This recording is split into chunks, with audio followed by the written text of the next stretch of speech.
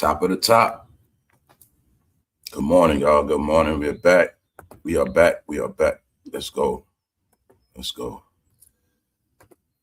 How's everybody doing this morning? Shout out to the chat. Shout out to everybody that's live, man. What's up, Swirl Girl? Good to see you. Good to see you. What's up, Shirley? What's up? Good morning. What's up, Matt? One Deep. What's up, y'all? Good morning, man. Shout out to everybody that's up. Shout out to all the good people. Everybody that's up and ready. Shout out to Boston. What's up? Peace. Peace to everybody that's catching this live, man. Blessings upon you. That's it, y'all. It's just entertainment. Just trying to have a little fun, get through these times. Times are very rough and hard. That's it. They're rough and hard for a lot of people. And if you got compassion, you're going to feel a little pain. You're going to feel a little of this suffering. Yeah. But there's a lot going on. So it's my job to stay positive. And my thing is just to give a balance. Because reality going to be what it is. But ain't nobody going to stop me from laughing. Ain't nobody going to stop me from getting through my day. You know what I'm saying? That's how I look at it. So let's carry on, y'all. Because if you don't have entertainment, you won't have nothing anyway. You might go crazy without entertainment. You might go crazy. Same way I know if I don't get no laughs, I start getting aggravated. Because things around me just get me frustrated. You know what I'm saying? So we all take our mind off things at times, and it's okay. I play video games. I do a lot of shit. I know how to keep my mental space. You know what I'm saying? So this is why I stay away from all that negative shit. When you raise in negativity, it is always amongst you. It is always in you. So I'm just saying that so people get it clear, man. Like the days of that negative energy, if you didn't get yet, nothing comes from negative. Nothing comes from hating. Nothing comes out of it. But see, let's flip it around. It's not about that, see. The hate and the negativity is to stop everybody that's already happy and doing their thing. That's all it is. We're not in the world of hate. We just have a lot of people that hate themselves. And the problem is they want to hang with us. That's all it is. Or they want to be around us. Or they want to try to sabotage us. Or they want to, when there's people can't get in a party, they always trying to scheme and contemplate how they're going to get in that party. You know what I'm saying? But they're not welcome. That's all it is. So let's get into it, y'all. Top of the top. Letting y'all pull up. What's up, Fatima? Good morning. What's up, E? What's up? What's up, Rich? See, like I said, Eric. What's up, Rich? Rich Direction. What's up? What's up, Sandra? Good morning, y'all. Let's get into it, y'all. We got a decent show today. We got some things to talk about. Let's just go. Shout out to the replay gang. So y'all know yesterday we spoke about buckwheat. See what I was saying? Is this not how a lot of people look today? No. Let's just say this. Didn't that hairstyle become a fad? Didn't that look? Don't people still wear them hoodies to this day? Stuff like that? All right. Let's go. Love to hate. But y'all think we might got us some laughs today. Nothing is a fact. Nothing I say is a fact. Everything is alleged. Disclaimer, fair use. I mean, I don't take none of this stuff serious. So I'm going to tell you today, this is what I've been observing, and I know a lot of y'all have. Anybody that takes anything in entertainment personal, if they show any type of emotion of anger, they have a mental issue now. Anybody that doesn't get with this shit, like anybody that doesn't know the purpose of online and the stuff we do, they got a mental issue now, y'all. We talking about grown-ups. Yes. So let's get into it, y'all. We might got some laughs today. Because we got into all the... See, what made this whole thing funny... What's up, Punch? What's up, bro? What made the whole thing funny is this, right? We covered the whole Diddy debacle. The whole thing from front to back, inside out. This whole Diddy situation made us take a whole look at the whole... See, went all the way back into Diddy's career but before he was even a dancer. Went all the way into that, brought it all the way up. observe the whole game because everything is slowed down. The internet wasn't out back then. We're older, wiser. We don't party like we used to. My point is, went into the whole thing from a historical perspective and was able to see a lot. That's how I was able to figure out, yo, this guy was the whole game. He was the industry. So that's one thing. But then to see how it all played out, everybody was so quiet. That they showed me 2023, they were scared. 2024, they all showed me they was terrified. Terrified. So you will clearly see when Diddy was, soon as that goddamn video was shown on him on TV with him and Cassie, magically, it's like a golden silence just came over the game. Everybody was under this golden silence. Then you'll see when he got his time in court, everybody started talking again. Specifically, like last summer, like last August, by September, oh, they was out. They were ready. Yeah. Once they realized he wasn't getting no appeal, they were all back out again. But what did I tell them, y'all? It's just common sense, not what I said. Meaning, I said these things, but I didn't know how it was going to play out. I just gave my opinion like I always do. But like the people they are, they exposed themselves because they didn't have the same energy when Diddy was walking around or when he was in court. So I was able to see that a lot of that stuff Diddy was accused of, it applies to a lot of people. Now, the whole point is, on this channel, y'all know we laughed at every single Diddy story. Nothing but, not saying nothing was a fact, it was all alleged, but every story I got on this man that was public information on major news platforms was stuff he was doing to men. And a lot of the men was guys that so-called didn't make it, but no, what I got out of Diddy stories was the Diddy procedure. So it was many allegations on him from people trying to get on making of the band.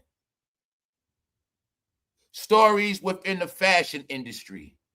Allegedly, Diddy did stuff to people in the fashion industry. Allegedly, getting dudes punished in vans.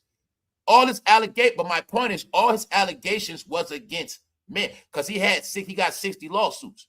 Allegedly, right? Boom, boom, boom. My point is, in those lawsuits, a lot of them were men, period. So even if this was a whole fairy tale, right? In this fairy tale, every abusive story in this fairy tale I heard was towards men. And it's always the same pattern. Then hotel people came out and said how he left the room, how they went in rooms, had to clean it up. Thank you very much, LA Slim. Now we got we got like 3 hotel stories. First of all, Diddy and Cassie hotel story. You know that one. Then y'all remember the hotel story of Diddy was they had a power drill in the room. And the man went in there. It was all these basically they had a lot of lighting. So once I heard lighting, I know that got to do with film. But the guy at the hotel said it was blood and certain things. Meaning, these 2 different hotels. Now, the one, boom. Then it was said that he was having King's Night, which is a whole nother party. So Diddy party's one thing. Freak off party's another thing. You know, this guy had birthday parties, a rock party. So they always trying to make it like he just had Diddy freak off parties. Meaning, I didn't go to that party. This guy had mad parties. And you know, every party is going to be the same goddamn party. Because what they say, ain't no party like a Diddy party. Right? So that means any party. But they was playing this game. Oh, I don't go to the freak offs. Any party Diddy had is a damn freak off. Now, he allegedly had a King's Night, private nights. But that story with the power drill, and I was laughing my ass. I'm like, yo, y'all, what the hell is a power drill? Power drills in a hotel. They finding drugs on the table, residue. The man said the hotel was so messed up. Now, then they drop public news. It's everywhere. What? Diddy takes Meek Mill to Vegas for Meek Mill's 27th birthday. 27th birthday. And it was said that Diddy spent over 20 grand. We also called that the layback mansion. It's in Vegas. But that's the hotel with Diddy, Meek and French and Lil Durk. All this public information. We laughed at this. What they say? They found lubricants, razor blades, drugs, underwear, all type of weird shit, blood on the sheets. That was in Vegas. These are all the stories we getting. Not saying they true, but we got the proof of the pictures with Diddy, Meek, French. I mean, that's all public. Like I say, what made people think that this shit was going to just disappear? No, it's all a track record because it was public information. So thank you very much. Thank you very much, Angela. This is the whole thing. How was people going to duck some shit that was public information? That's when I started looking at it. No, they just think that they just think rap fans are dumb, stupid. I said, I think they just think people love rap and all this shit. I don't know. But I also get it's two sides of the coin. Now, for all these stories of what Diddy was doing, to be honest with you, I think a lot of men liked it. Because even Little Rod came out and said, what? Diddy was groping on him. Diddy did this to him in the studio. Diddy did that. So I just put it all together. Diddy had shown, according to this fairy tale, whenever it's some music, whenever he's around certain people, whenever it's some shit going down with him, I'm always hearing what he do to men. I didn't hear about a lot of women. Now, I heard about woman stuff throughout the years. Yes, little stuff here and there, boom, boom, boom. But in this, ever since he been in trouble, that same thing that young man is talking about with him, it's just always something with a man. So today, we're going to go into it again. Not only was it about men, we have heard allegations about minors. And like I said, nothing is a fact. His team is fighting, saying it's all bogus. But we're going to look at it. Also, we're going to talk about how the president has showed loyalty to Nicki Minaj. So like I said, you're not going to hear about these things. And I'm always stressed the fact, being that your media is controlled like the 1950s, this is why everything is so corny. You are in a world that is so controlled. You have less freedom than the slaves did in 1880. See, you thought you were free, but you don't have no freedom. See, only thing you're free to do is be ignorant and inhale a bunch of lies every day. You're free to do that. But when it comes to anything real, it's the reason why you're always going to be in last place, y'all. So let's get into it. All right? Let's get into it. This is just entertainment. That's all it is. You got to get some type of drama. People bored out here. I'm getting bored. So let's go. Nah, but today we might got something to laugh at. Because what y'all don't get, I got my own jokes. Whenever I hear Diddy stories, I automatically think about rappers. I don't know why. I have no clue why.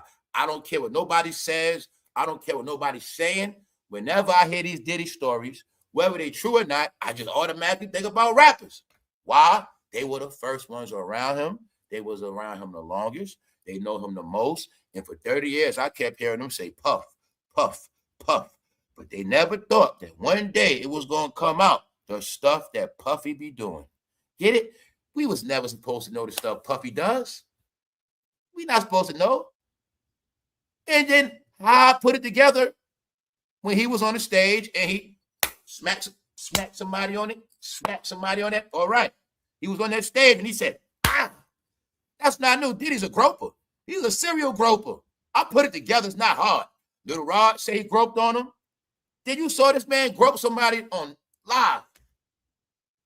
Because once it was said that somebody was trying to leave Diddy for dead, it looked like that video just leaked out of nowhere. It just came out the sky. But no, this man proved to me who he is. He proved to me when you're around Diddy, you got to always be ready to fight. You got to tell that man, stop playing with me, man. You got to be ready to do something. You got to let him know. I already know how he get there. I don't know him, but I know what type of dude he is. You got to let him know, man, ain't with that shit. He going to blackball you. That's about it, but he going to respect you. Because I already know what he going to do. He also, I don't got to be around Diddy to know. I already know he when them dudes get drunk. He going to start leaning all on you, talking all in your face. He going to put his hand. I already know what he going to do in the club, man. He going to be one of them dudes. Yo, man, love you, man. He one of them. I already know, man. You having fun, man? You having fun? Like he one of them wild dudes. So I know this. Because I could just assume and I like the stories. And I know dudes like him, if you ain't gonna tell him stop, if you ain't gonna swing on him, if you ain't gonna, he's gonna keep doing it. So I'm looking at all these years. No, the whole thing of this is we was not supposed to know this shit. Then, like I say, Gene Deal told us shit, man. You know what I'm saying? Gene Deal told us stuff. So it's like, it was clear to me, but I had my fun just watching these rappers duck and dodge. These rappers were ducking, they were ducking and dodging the stories, y'all. Everything that happened in media was bullshit. The rappers' whole agenda was to distract from the Diddy behavior. It's not even about they don't want no affiliation to Diddy because it's accusations. They know, y'all. They know that if the people would have put together what he was doing with all those dildos, a lot of their career would have been over. So a lot of them in their mind was thinking that y'all didn't get the dildo stuff and they were just going back on with their careers. You know what I'm saying? But no, y'all, all this shit tripped me out. But now let's look. It's not the fact that he got accused or got caught with dildos by Homeland Security. I started just watching how everybody was acting after that.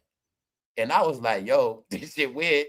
If my man got caught with a bunch of shit like that and I have nothing to do with it, bro, what the hell was you? I'm going to say something. Do you think I got a family, friends? My homeboy gets caught with all this shit, I'm going to be quiet. No, goddamn well, my family going to think he was using that shit on me. And they also going to think I use that stuff too. So if I don't say nothing, all right. So the rappers didn't say nothing. And then when they came back, they had all this energy for 50, energy for this, energy for that. It was back at it, dropping songs in the booth. They going hard. I'm like, damn, bro, what is wrong with y'all? Y'all acting like this shit never happened. Did you really think your career was going to go forward? No, y'all. How many times I got to say, he is the black cloud lingering over all their careers.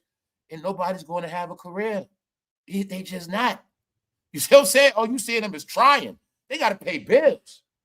Like, nobody's going to get millions. They can be on TV.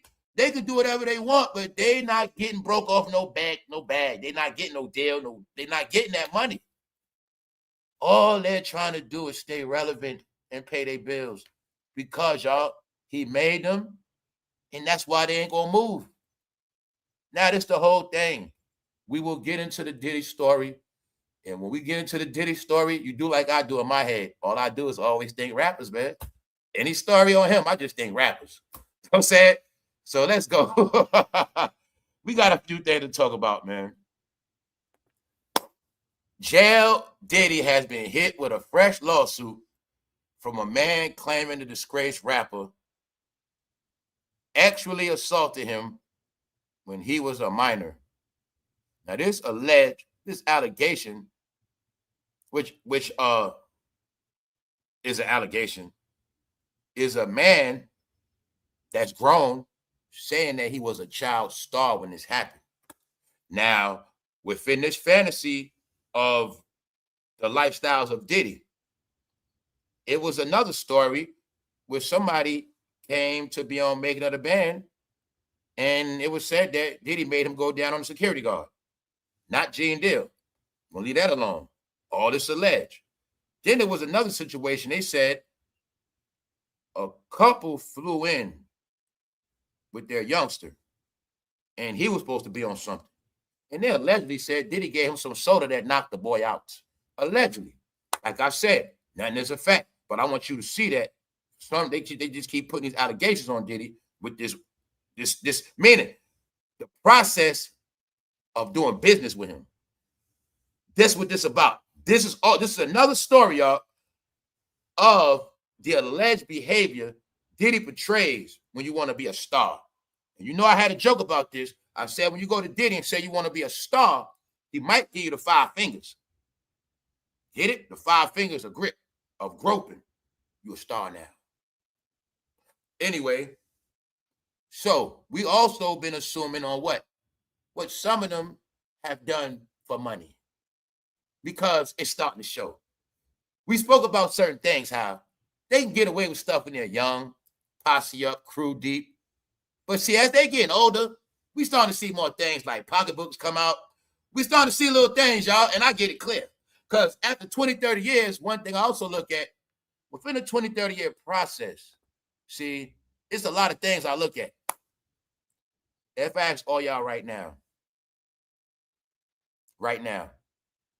and y'all can all holler at me in the chat, talk in the chat, y'all. How many rappers right now you got with proven facts had as many women as Diddy in their whole career? I'm talking about famous women. When you got all these celebrity rapper guys, how many famous celebrity women do they have? You got a track record now. It's been 20, 30 years, y'all. Which rapper, producer, you know for a fact had just many women as him, or close, or even somewhere in that range? It's only a few, right? I told you it's not hard to figure out. Then this is what I looked at. Now look at all the rappers that hung around Diddy the longest all these years, and then look at how many women they had their whole life. Like that's why I just look at it like that. See, when they start having stories about Brandy, and I start looking at it like, yo, bro, all y'all dating stories go to Brandy. That's it. Out of all these years, just Brandy back in the day. Sean said it. A few others said it. They all, we're going to just leave it alone. So I'm looking at it like I said, I'm not just accusing nobody. I'm looking at the big picture because I told them this shit going to expose them through time. So I'm like, if you pay attention, a lot of rappers, either they have one lady, and I'm going to say this, they say one is close to none, especially when you're rich. You ain't got no celebrity dating, all right, we'll leave that alone. But, hey, if you got a loyal wife, that's cool. But the thing is this, you have facts that a lot of those rappers from New York didn't do a lot of celebrity dating. They just didn't. They didn't. Then you'll see them same rappers didn't do a lot of celebrity dating. They the main ones be talking about Diddy and Jay-Z, Diddy, Jay-Z. But they didn't do a lot of celebrity dating like Diddy. And they didn't get a bad chick like Jay-Z. So I was just looking at it in time like, hold on, this shit looking weird. They've been in 20, 30 years, and they ain't got no celebrity relationships or nothing like, they ain't known for dating. God damn it, even Snoop Dogg is known to be married, but even he was in a cheating scandal with Celine Powell, which let me know Snoop Dogg be getting some on the side.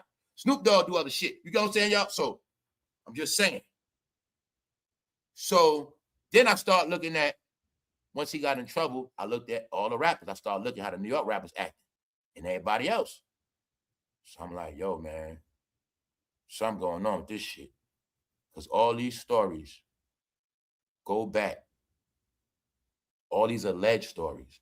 The narrative is it's a Diddy procedure when you want a deal from him. It's a procedure when you want a deal from him, but I will say this. It's not just from him. It is rumored that it is a procedure when you wanted that record deal. Some of y'all also know an acting called the casting couch. So the question of today, bro, we're going to see what's going on with this shit. I'm like this. A lot of y'all be tested. So, bro, you love rap, right? If Diddy offered you a record deal for $1 million, would you take it? If an executive right now offered you $2 million for a deal, and all you gotta let him do is hold it in his hand, you gonna do it? Saying it for a reason. Let's go. They say he did something to a minor, man. Meaning the guy's grown now. Diddy sued over alleged sexual assault by male former child star. All right. Y'all already know about these allegations. Also, how I look at this whole stuff, every time this bad Diddy news comes out, I think inside the hearts of all his friends and people like that, I think this shit is still affecting them. Like this whole thing with Diddy is like some shit that'll haunt you. I look at it like they want this shit to go away, but it's like he won't go away. Like when you're whole and you're trying to clean your image up and get back order in life, and this Diddy stuff just keep coming out, Diddy. It's like you can't escape. It's like you hung with it's like your homeboy was a bad dude, but you been stopped hanging with him. But every time you turn around, they keep bringing his name up. Yo, where's so-and-so at? Oh, yo, you don't be with your homeboy no more. You like, damn, man. So it's like every time he comes out, he like a black guy in the game. And it's some media wars going on, man. I don't know everything, man. All I know is this shit, it gets weird. See, it gets quiet and then it gets weird. So it's a formula to this thing. Like, you just pay attention, you'll see. 1 minute things going on. Remember, it was jayz, everybody hype. Then that Diddy news came out and it just stopped. You see what I'm saying? Now we on the Diddy wave. It's like Diddy took over the shit again. Boom. So let's go. In court documents obtained by Daily Mail, court documents, allegedly, a man under the name of John Doe alleges he was working as a young actor when he was invited to a Hollywood Hills networking event in 2007. He claims the rapper, now you see how they be funny with Diddy? Yeah, okay, when I told him a minute ago, rapper means weirdo, loonball. I also told you the code word of rapper is a raper. That's why you're going to see when they talking about Diddy in this conversation, they call him a rapper. But we all know damn well Diddy ain't no rapper. Get it? He a media mogul. See, sometimes they call him a media mogul, you see? Because that's really what he is. An executive, but see, since he's been in trouble, they've been calling him a rapper. He claims the rapper, whose real name is Sean Combs, asked him to talk in private about career opportunities. So this is why I went into the whole spiel before I started, because this whole thing is based on a procedure Diddy allegedly does before discussing career opportunities. And something I assumed is, to be real with you, a lot of people be with the program, in my opinion. Like I said, it's not real, but how I look at the industry, period. This is how I look at the industry, period. With certain stuff, I look at it like, some people be willing participants, they be down with it, but when it don't pan out how they want, that's when they be mad. You see, it's like anything else. It's no different from, okay, bro, you dating that woman, she give it to you, after that, you don't call her no more. And after that, she be in a rage. You played her, you know what I'm saying? She might slander you after that. You ain't do nothing. All you did was not call her back after you hit that. She might be go terrified. You know, she might just go on a terror rant. So that's how I be looking at some of this industry stuff too. Don't get it twisted. It's 50-50. Some of them be with it, but it don't pan out in their favor. Got it? They get played. They get played. That's what happened to some. Some of them get played. False promises. I got you. I got you. Now, you just throughout the whole executive thing, period. It's an executive thing. And what people got to get is, it wasn't just happening to women. You know, a woman messed with the man, whatever. No, it was happening to men. See, remember, it's easy to do a man dirty than a woman, because that man ain't gonna say nothing. Meaning that's the executive game. When they make them give them false promises, but they don't fulfill. They fulfill what they feel like. You know what I'm saying? Because that man ain't gonna do nothing anyway. The rapper is the punk. Why? He's in the contract. Once he in that contract, he becomes the father. Period. It's nothing you're going to do. See, when you're in that contract, if that label say, stay in the house, you're going to stay in the house. Don't go nowhere. That's what you're going to do. It's just what it is. They got your social. They got your whole shit. Man, you signed to me. I own your life. Contract. So that's how it works. Do you want your career or what you want? All right. Those are the choices. Meaning, don't forget, people be on this shit grown. But this story right here, let's get back to it, because this is from a grown man that claims he was young, 2007. But here's the procedure. He claims the rapper, whose real name is Sean Combs, asked him to talk in private about career opportunities. All right, career opportunities. Career opportunities. All right, so I guess somebody wanted a deal. No, at that time, it could have been TV. Ain't no telling what it could have been, but let's just get into it. The documents. The man claims Diddy began rubbing on parts of his body before allegedly performing on the man while pleasing himself. The man claims he told Diddy he felt uncomfortable before Diddy allegedly went downtown. The suit, the man claims Diddy told him after the alleged act that he would keep him in mind for possible opportunities before leaving the room and the man by himself. So, see, that's the catch to this. Now, look, Diddy allegedly told this guy he wanted to talk to him about career opportunities. The documents claim Diddy began rubbing on body parts of his body.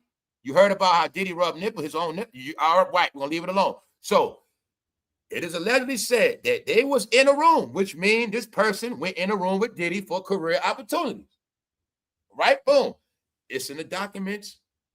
But the key word is this person went in the room with him. So here you go.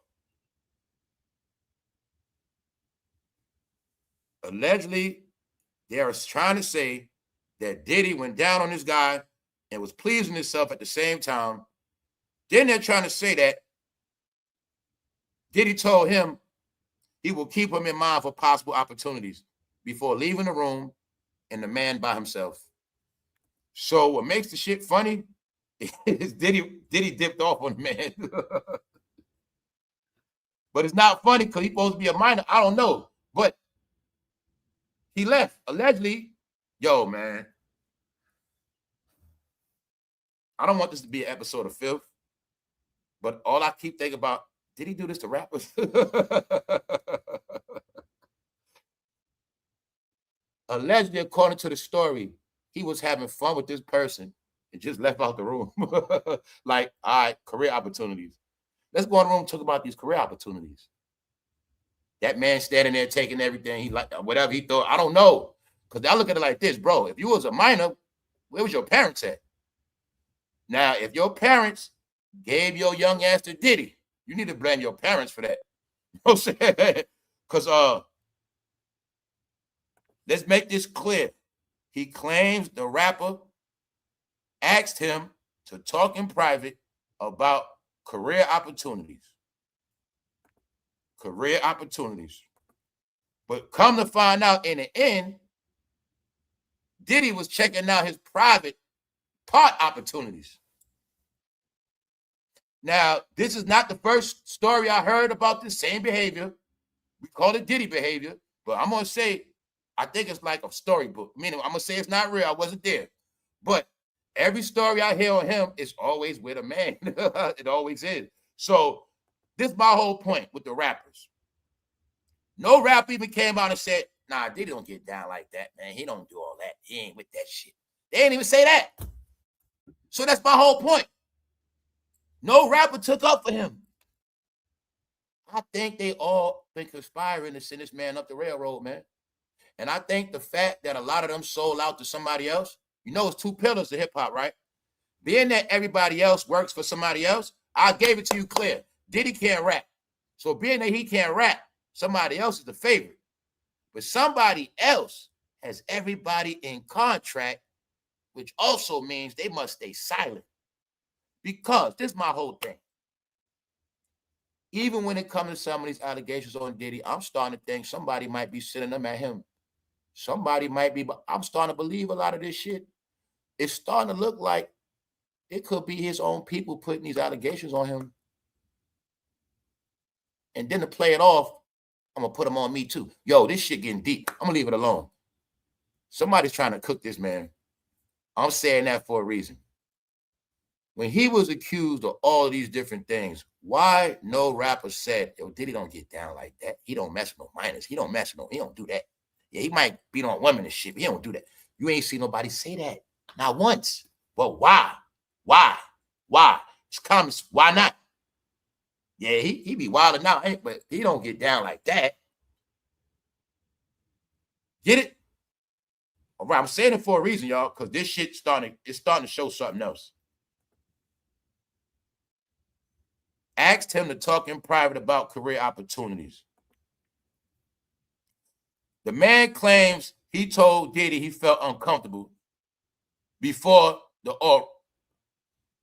the suit said the man claims Diddy told him after he alleged the X act that he would keep him in mind for possible opportunities before leaving the room and the man by himself.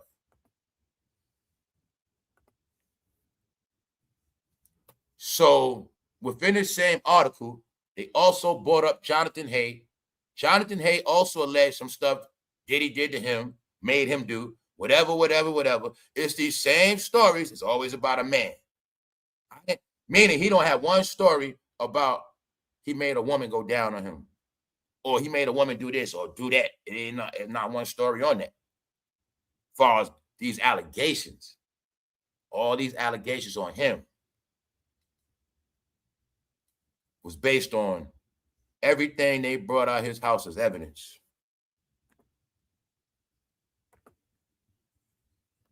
Now, Diddy's people is denying this. They saying it's straight bogus. And they making it like somebody trying to come, like somebody just basically lying on Diddy. Diddy's representative, Judah Engelmeyer, told the Daily Mail, the allegations from this so-called nameless child actor are false and ridiculous. He's just another hater in a long list of people trying to get in on the money gravy train, encouraged by personal injury lawyers. Mr. Combs has never actually assaulted anyone, and that includes any child. These allegations will be disproved like all the rest. Because if you notice, you have not been hearing nothing about none of them lawsuits. When they would say he got 60 lawsuits for whatever reason, y'all all know Little Rob was one. Anyway, let's move on.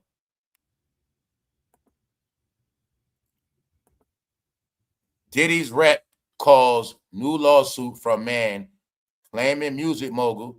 See what I was telling you? He's addressed as media mogul. That's what he is, what he was. But when they want to be funny, so they call him rapper. See that? Diddy's rep calls new lawsuit from man claiming music mogul sexually assaulted him as a minor. False and ridiculous. So Diddy people saying it's false and ridiculous. So it also can look like somebody been leading a smear campaign against him. Like being that he didn't get time, trying to throw some more sauce on him. Something's going on. You know what? You know how we easily can know?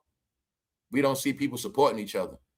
So being that they're not supporting each other, it looked like they're against each other to me. It looked like they're having a secret war against each other because they're not supporting each other. And you saw Kanye West go to that courtroom, but you didn't get it. Everybody want to run to see the Knicks, but they didn't want to run to that Diddy trial. That's why I kept telling you guys I'm not buying a lot of this shit. You know, Fat Joe and them were running to the Knicks game, but they didn't go to that courtroom. They didn't go outside the courtroom. They stayed far away from that shit. That's why I say to me, this whole thing just looks weird. You mean Kanye ain't from New York, but he went to court. He showed his face. You mean Ray not from New York? He co-signed Diddy. So Stevie J, the only one riding with Diddy, even though Stevie J make the most money with Stevie J riding with Diddy. Told you, if you pay attention, you'll see it's a separation. Something going on. Why? Some people are loyal to Diddy and some people loyal to somebody else because they're in contracts. So you seen Stevie J go hard for Diddy, Kanye, Ray J. Problem is, they're not his main homeboys from New York, and he didn't make them rich like everybody else. But see, what else we know? Stevie J not ashamed of himself. Ray J not ashamed of himself. Since Diddy been locked up, what has Ray J done? Ray J had been doing lives with Sydney Starr, who's Ray J said out his own mouth, I've been out the closet. Ray J said out his own mouth, I'm a little Diddy. So I told you, Ray J has nothing to hide. Whether he's trolling or not. Now I was just like, why everybody else don't got that same energy? Meaning they don't got the energy for nothing. And mainly they're from New York.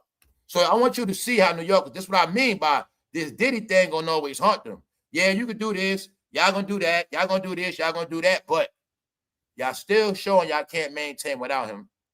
And y'all separation from him makes them all look very shady. And now it's starting to look like everybody that was quiet, a percentage of them are actually against him. As if they don't want to come home and they thought his ass was going to be gone. But I think somebody else tricked all of their monkey ass to getting them contracts. It's not a mistake. It's not a mistake, y'all. Let's go. Like Jada, you was signed to Diddy, but now you signed to somebody else. Get it? Somebody has been signing New York artists. But the problem is Diddy's locked up and they all free under one artist. So we're going to leave that alone. So these ain't no new allegations, but his lawyer said they're going to fight. They saying it's false. Now, within this story, the man is allegedly grown, and he's saying it happened to him when he was a minor. But this same thing comes together like anybody coming out on Diddy now, you should have been came out. Everybody supposed to come out against him 2023, man. It's 2026, y'all. People don't even understand how fast time going.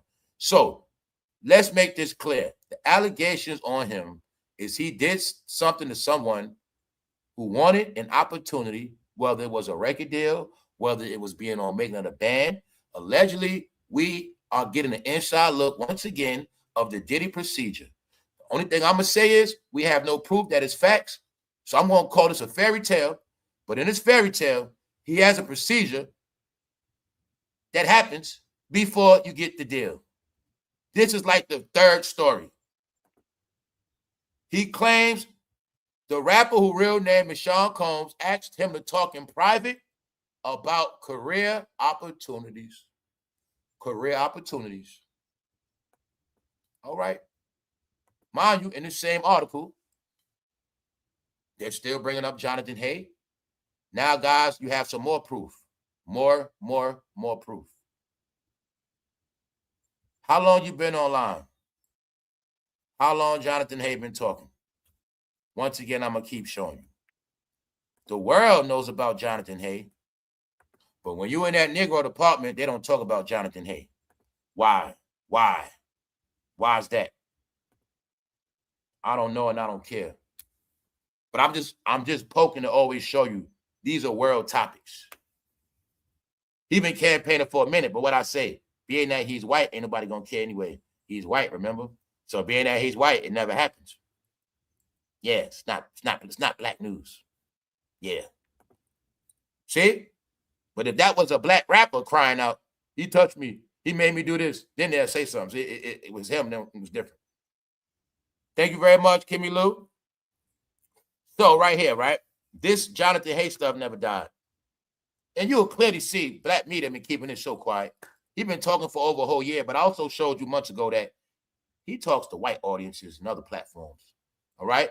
He talked to CNN already, live on CNN, all that. So like I said, he's a guy sticking his guns going against Diddy, and he still wants his payout because he's the one that alleged Diddy made him do something and then threw Biggie's shirt, whatever.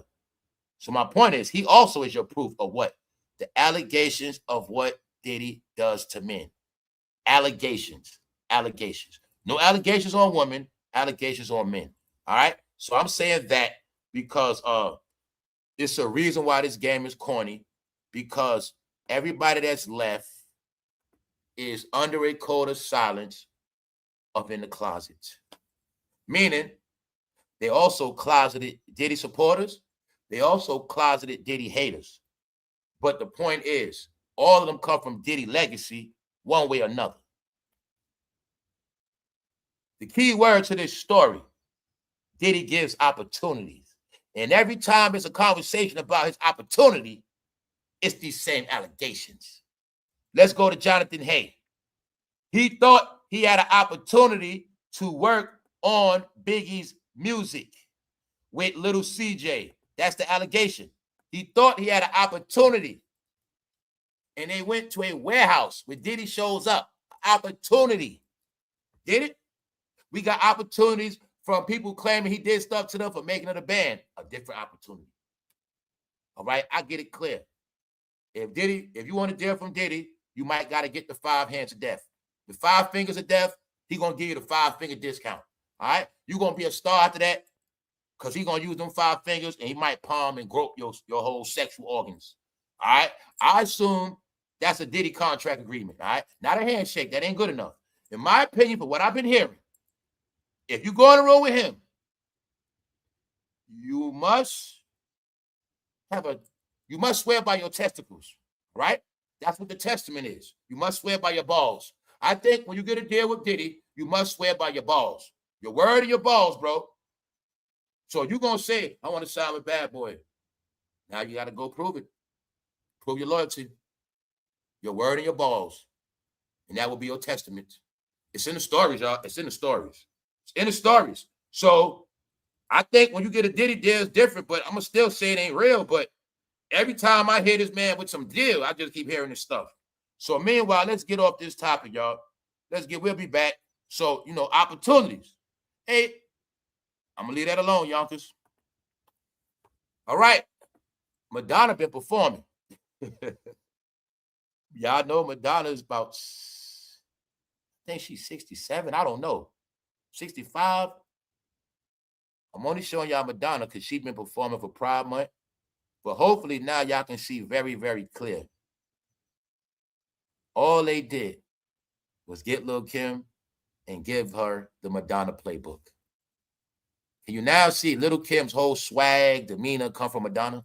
See, everybody kept saying Nicki copying off Madonna, Nicki copying off Lil' Kim, but they also don't get the same people hung around Lil' Kim with the same people trying to make Nicki Minaj Lil' Kim. They try to make her. Because these dudes always, they clones. All they did, them niggas that grew up on Madonna, them older dudes, all they did was teach Lil' Kim to be Madonna. That's it.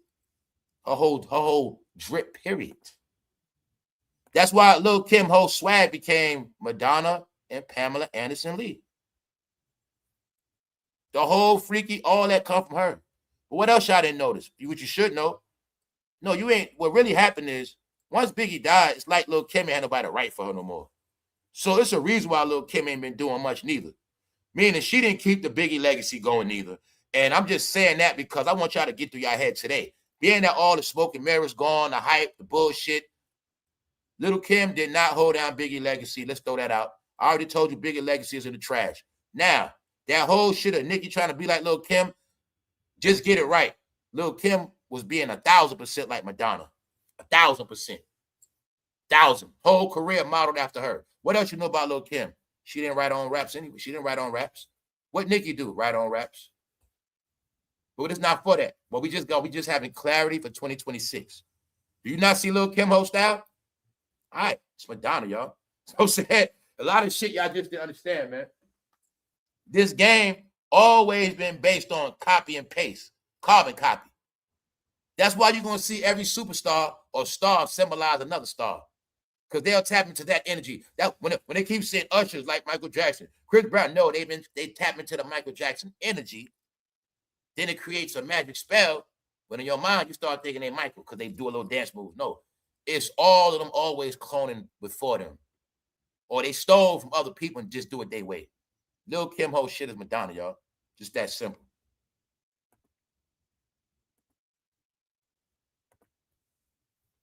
Y'all boy Ho will be performing more shows.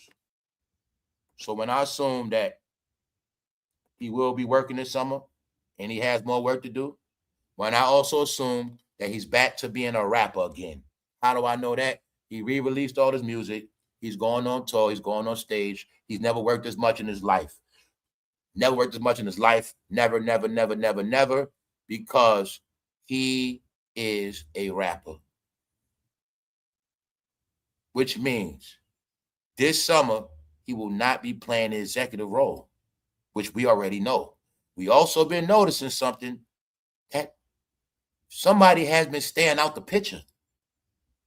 The other half been staying out the picture. So anybody that's been tapped in, you get the jokes, right? You get the inside, you get it, right? Remember how it was conversations that it was always two of them. It was always two of them. It was always two of them. But lately, it's just been one of them. Somebody else been staying out the picture. Because we spoke about how somebody else had to do the work all the time. And the other person been working their ass off for 10 years straight. But now it's his turn to work. And since he been back to work, somebody been staying out the picture. Also, I must say this. Shout out to Oskino, man.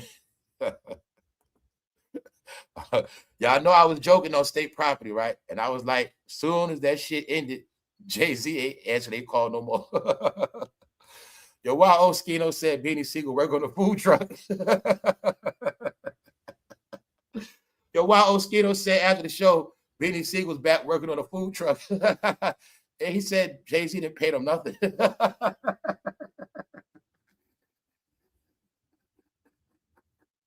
But what make it funny is I already assumed that shit. Because Hov doing you a favor, idiot. Yo, guys, on some real shit. Man, we don't even know if Hov got his money frozen. We don't know what the hell going on with Hov money. But the thing is this. I said after that show, he probably as soon as he walked out that shit. What was the joke? I said he did that whole event with a throwaway phone. So when he was calling Beanie and Freeway, he was on a burner phone the whole time. Then I was like, as soon as he stepped off the stage, he threw that burner phone in the trash, was out. Yo, Wild Mosquito said, after the show, Beanie Siegel went back to working on the food truck. He said, he ain't paid him shit. I said, damn, man. Sounds like Hov to me. Yo, man. Some of them won't get it, man. Yo, Jay-Z a funny dude. I told you, he's funny how he be doing them men, man. I told you, that man manipulates souls. I'm going to be honest with you. That man is funny how he put grown men on strings. I'm always telling you, I respect him for that. I respect the way this man, it's like, he put a fucking spirit in their ass. I don't know what it is, man. It's like he just take over men's soul. And then he can just move. You got to see that damn commercial. When he did the Microsoft, I'm going to do this right here, move this peak right here. He be flipping the laptop. He be like this. I'm like that. I'm move this over. That's what he be doing. I'm going to move Fat Joe over here, put him and Jade on this show. CARDI, you going to go on tour. You know what I'm saying? B, you going to, you know what I'm saying? He be twerking that shit. That's why I say I ain't going to take that from him. He be putting motherfuckers to work. But see, the only thing I have with Hov, that shit ran out. Hov got to go back to work this year. Also, I'm going to say this too. I'm going to give Hov a little credit. I think he realized he has a bunch of idiots working for him. And now he got to do this shit himself because all the shit they doing ain't working. Like, they not hitting. This was happening, man. You also got proof on this. We can sit here and say all the people Jay-Z behind or he got money with, but they don't make him no money, y'all. They don't make him no money. Meaning, see, they've been riding Jay-Z way. That's why I tell y'all, oh, y'all, a lot of y'all exposed now, right? A lot of y'all fans been saying his name. You ain't been buying his shit. You ain't been streaming his music. It's proof of that. Then the rappers that's always saying his name and love him, they prove they can't make him no money. Meaning, y'all all affiliate with Jay-Z, but you're not the number one in nothing. How do you think he feel about that? When you got all these people in media, but none of them can't hit the scoreboard charts. None of them, they all low level. So like I say, I look at it also like Hov, look at it like, man, the Breakfast Club, that shit fell off. Fat Joe and Jada, man, that shit ain't hitting on too much. None of the Rock is really doing too much. I might as well just get out here myself because nobody can't do shit anyway. That's how I look at it. Like, nobody under him has no success except for one person. We'll leave that over there. But nobody has success under him. So I'm pretty sure that's frustrating for him too. Like, I've been around these niggas 30 years. They ain't learned shit yet. Like, I've been around these dudes all this time and they still don't know how to make money. They still, you know what I'm saying? So part of it, like I always say, it ain't all his fault. Far as him got to do and control everything. If you pay attention, a lot of people under him are just idiots. That's why I had to joke. Nori, you going to sit on Drink Champs, you going to sell the liquor. It's like Jay-Z, no. Nori, all you good for, put the ace of spade on the table, put the deuce on the table, and Nori, you just talk. But make sure you say my name. Nori, you going to be my official alcohol mascot, you and me, Memphis Bleak. And that's what he make them do. Y'all gonna sell my liquor. He got other people doing work, but I think they've been sucking at their job. So that's why, being that, put it like this. Y'all might don't watch Drink Champs to say, I don't know. That Philly show, he made sure that he put the attention on Duce.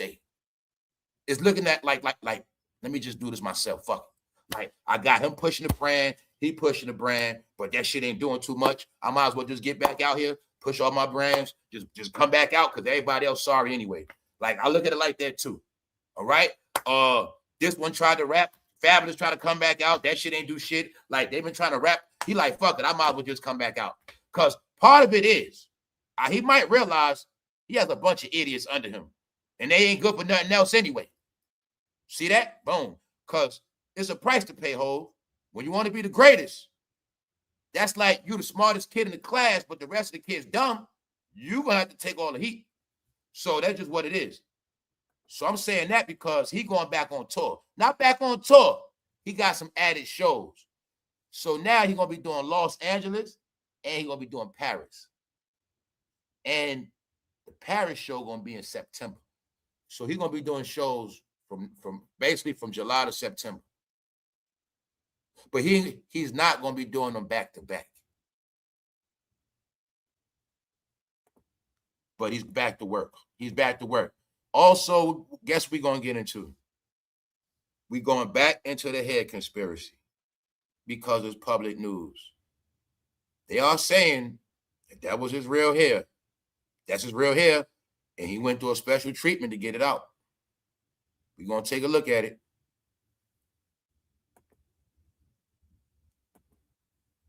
Let's go. Let's go.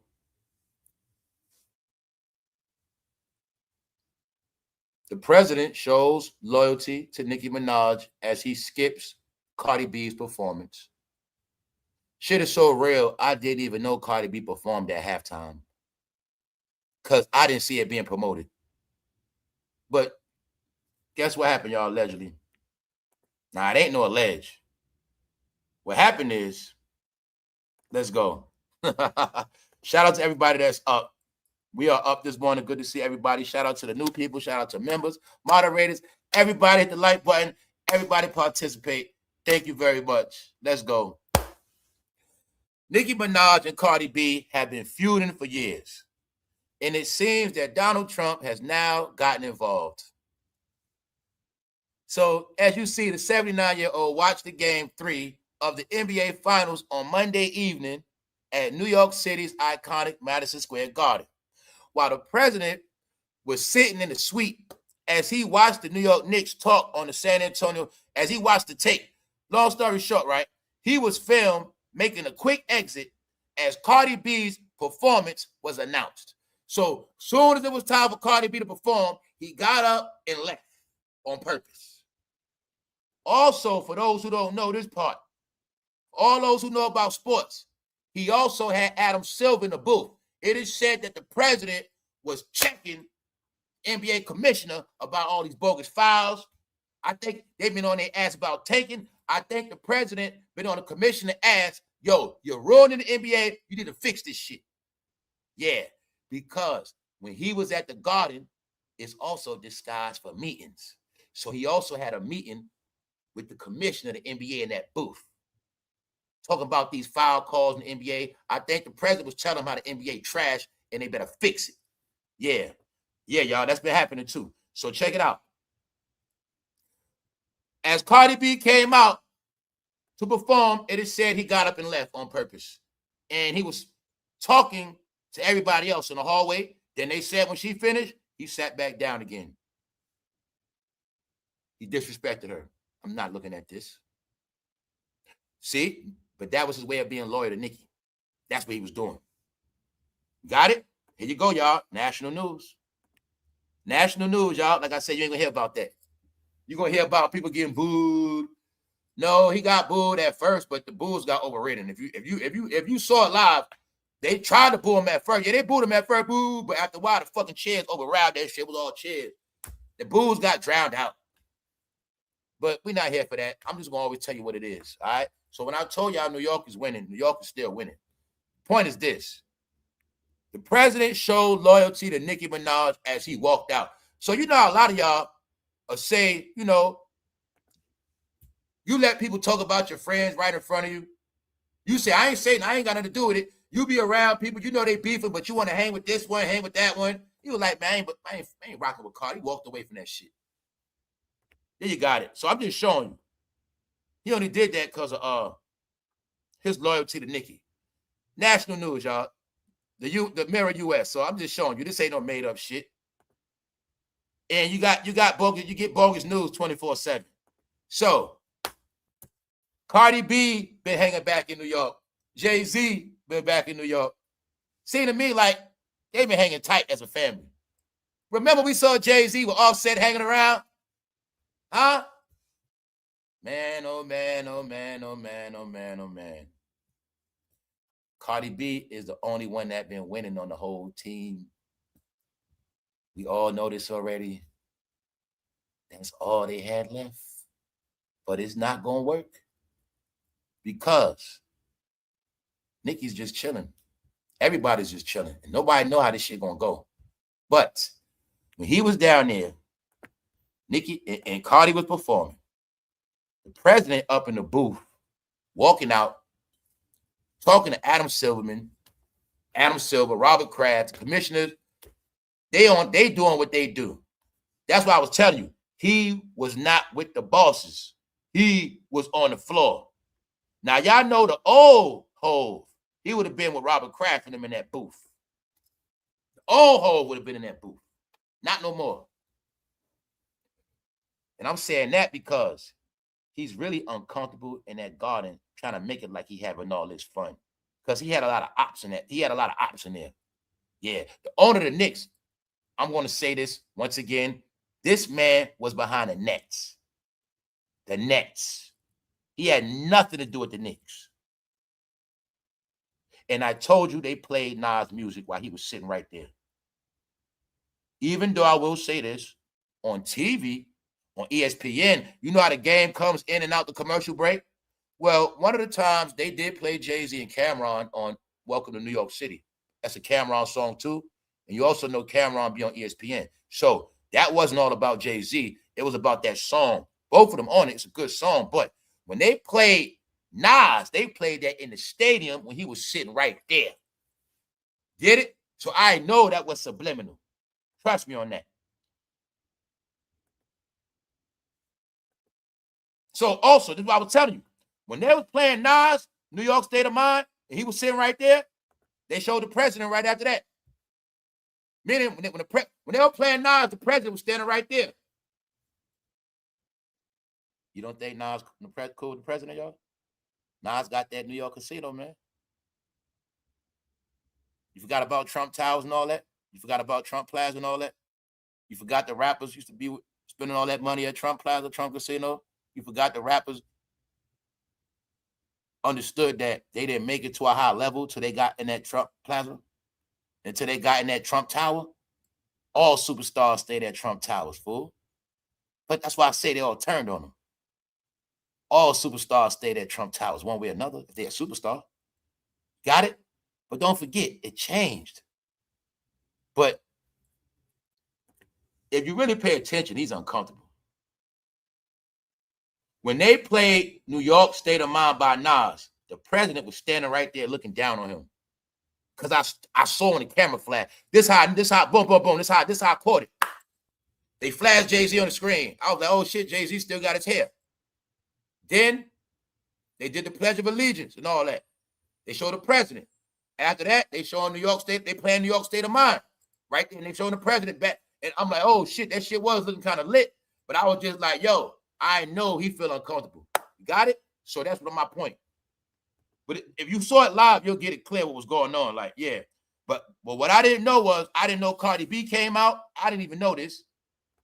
Because they didn't show her. And he walked out. When they said, Cardi B is now about to perform, they said he got up and left. Then when she finished, he came and sat back down again. The president didn't return to his seat until after Cardi B finished performing. Coming back around 3 minutes into the third quarter, the president's apparent snub at Cardi B comes as he previously supported her music nemesis, Nicki Minaj. So here you got it right here. Being that he supports Nicki, he rocked with Nicki, he walked out on Cardi B. He didn't want to see her. And it was out of respect. Meaning, you will not have me on camera like a clown watching Cardi B perform. See, he had enough smarts for that. He had enough smarts. I'm not about to be sitting here. It's disrespect. So let's go. So now you got it. He returned to his seat after Cardi B finished performing. And that's what happened. I didn't know that part. But like I said, before Hov, if Hov was the king, he'd have been in that booth. Right there. He'd have been in that booth. No. Don't forget, this New York City, right? This New York City, right? James Dolan, one of the kings of New York. Yes, he is. The Nick owner, one of the kings of that shit, owns the Garden, one of the kings. Now, y'all see reality when I said it's about what you own. You see, but all these men own shit in New York, own property, fools. Property, buildings, not no fucking penthouse, businesses. Now, can y'all see y'all was in fairy tale land? How you talk about people billions and money, everything they created was online and liquor. That's cool. I'm not knocking that, but I told you, they're going to be big to us. But if they ain't build no building, they ain't build no corporation, they ain't doing that on a mega scale. No, he's the most successful entertainer of all time. That's what we're not going to take from him. He's the most successful rapper of all time. But he's an entertainer and a rapper. And when this entertainer and rapper get his money, he turns into a businessman. He works the deal. But it's 50-50. See, a lot of y'all think it's about the money Jay-Z make, but it's really about the money people make off him. Because all investors knew when you invest in Jay-Z, it's a guaranteed flip. Because anything through his mouth, it's going to sell and they're going to buy it. When I didn't even know this man had money invested in gyms. Because I couldn't understand why the hell they keep showing Jim Jones, all them niggas working out in the gym. It was a whole phase online when we in the house of niggas in the gym. And I'm like, yo, why are they making in the gym a fad? I'm like, man, this stuff fruity. They in the gym working out, sweating, but I'm watching them like each other pictures. Jim and the Wiz Khalifa in the gym, free balling, working out. Jim Jones like the picture. Fabulous like the picture. That's what I started putting together a long time ago, y'all. I'm like, yo, I told y'all guys, it was Instagram made me start feeling weird. This before it didn't even got in trouble.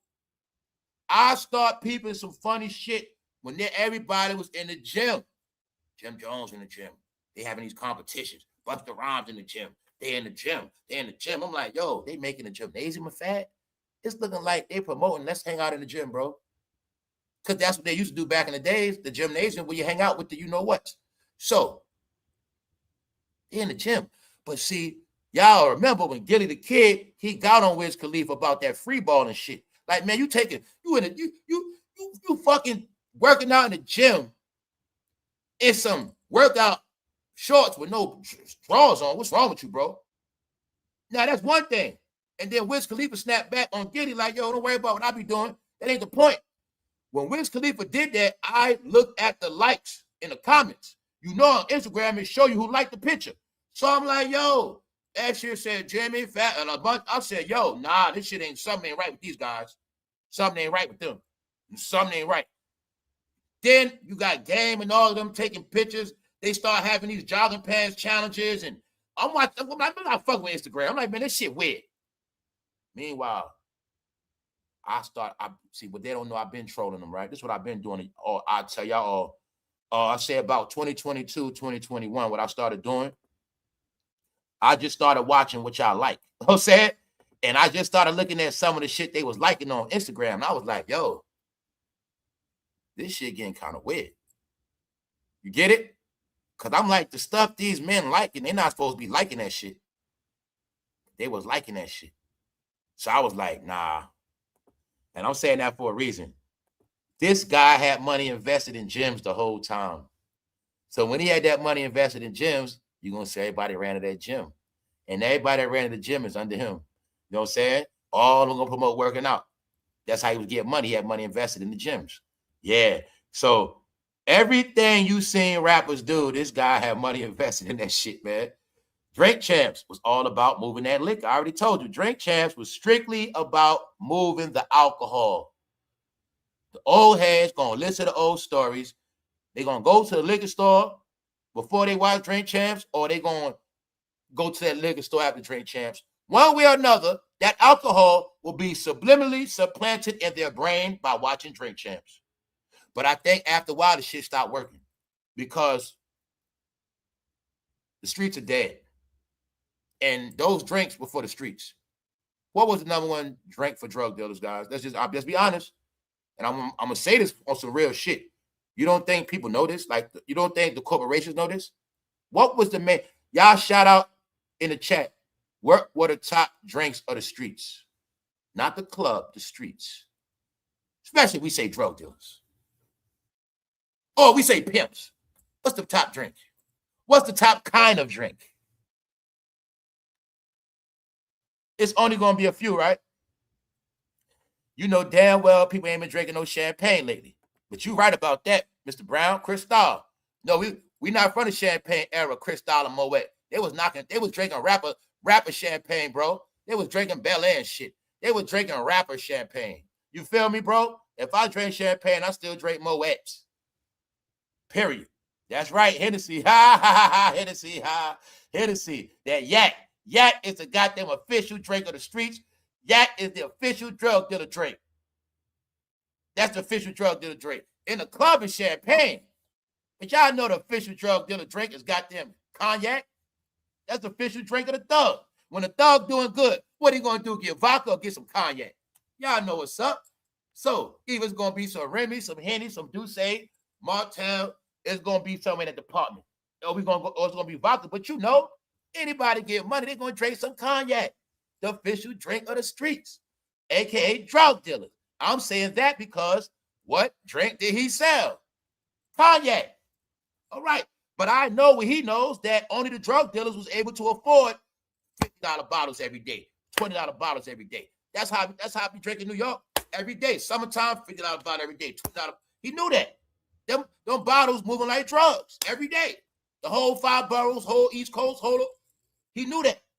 But my point is, that's where a lot of his money came from. That's what made him a billionaire. When that liquor was selling 24/7 around the clock every day for a couple years straight, that's what got him that billionaire money. Not that rap. It was the liquor, y'all. You see what I'm saying? That liquor. Y'all all y'all do say drinkers, it's a fact. Y'all helped to make that billion. Those are just facts. When they were shipping them cases out, y'all helped. Same thing with Diddy and Ciroc. All y'all Ciroc drinkers, do say drinkers, it is a fact. Y'all helped them make them billions. Those are facts. They didn't make them billions off no music. They made it in that liquor era. So all y'all that was getting sections and y'all were moving them cases. That's how they got their real money, y'all. So the point is this, right? He's not on that executive level no more, because come to find out what? They was all in deals. Jay-Z and Diddy, their name was so big, companies would pay them $100 million because they name big. They name was so big, y'all. You know, the people made them so big. Well, the people say, hey, you put your name on this, we give you $100 million a year for 10 years straight. Yeezy, put your name on these Adidas. Do something. Design them. They play with the program. Make a few pairs up. You gonna put your name on it? Man, that shit, man. We giving them $100 million a year. But how much you think the companies made? So for those who don't know, Douce was made by Bacardi. Bacardi, y'all know Bacardi was never known for cognac. They don't do cognac. He presented the cognac for Bacardi. Got it? Look, I'll tell you, they smart.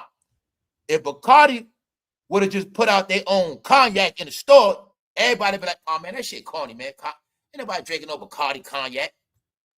But since it was Jay-Z's cognac, that's why it was some genius shit.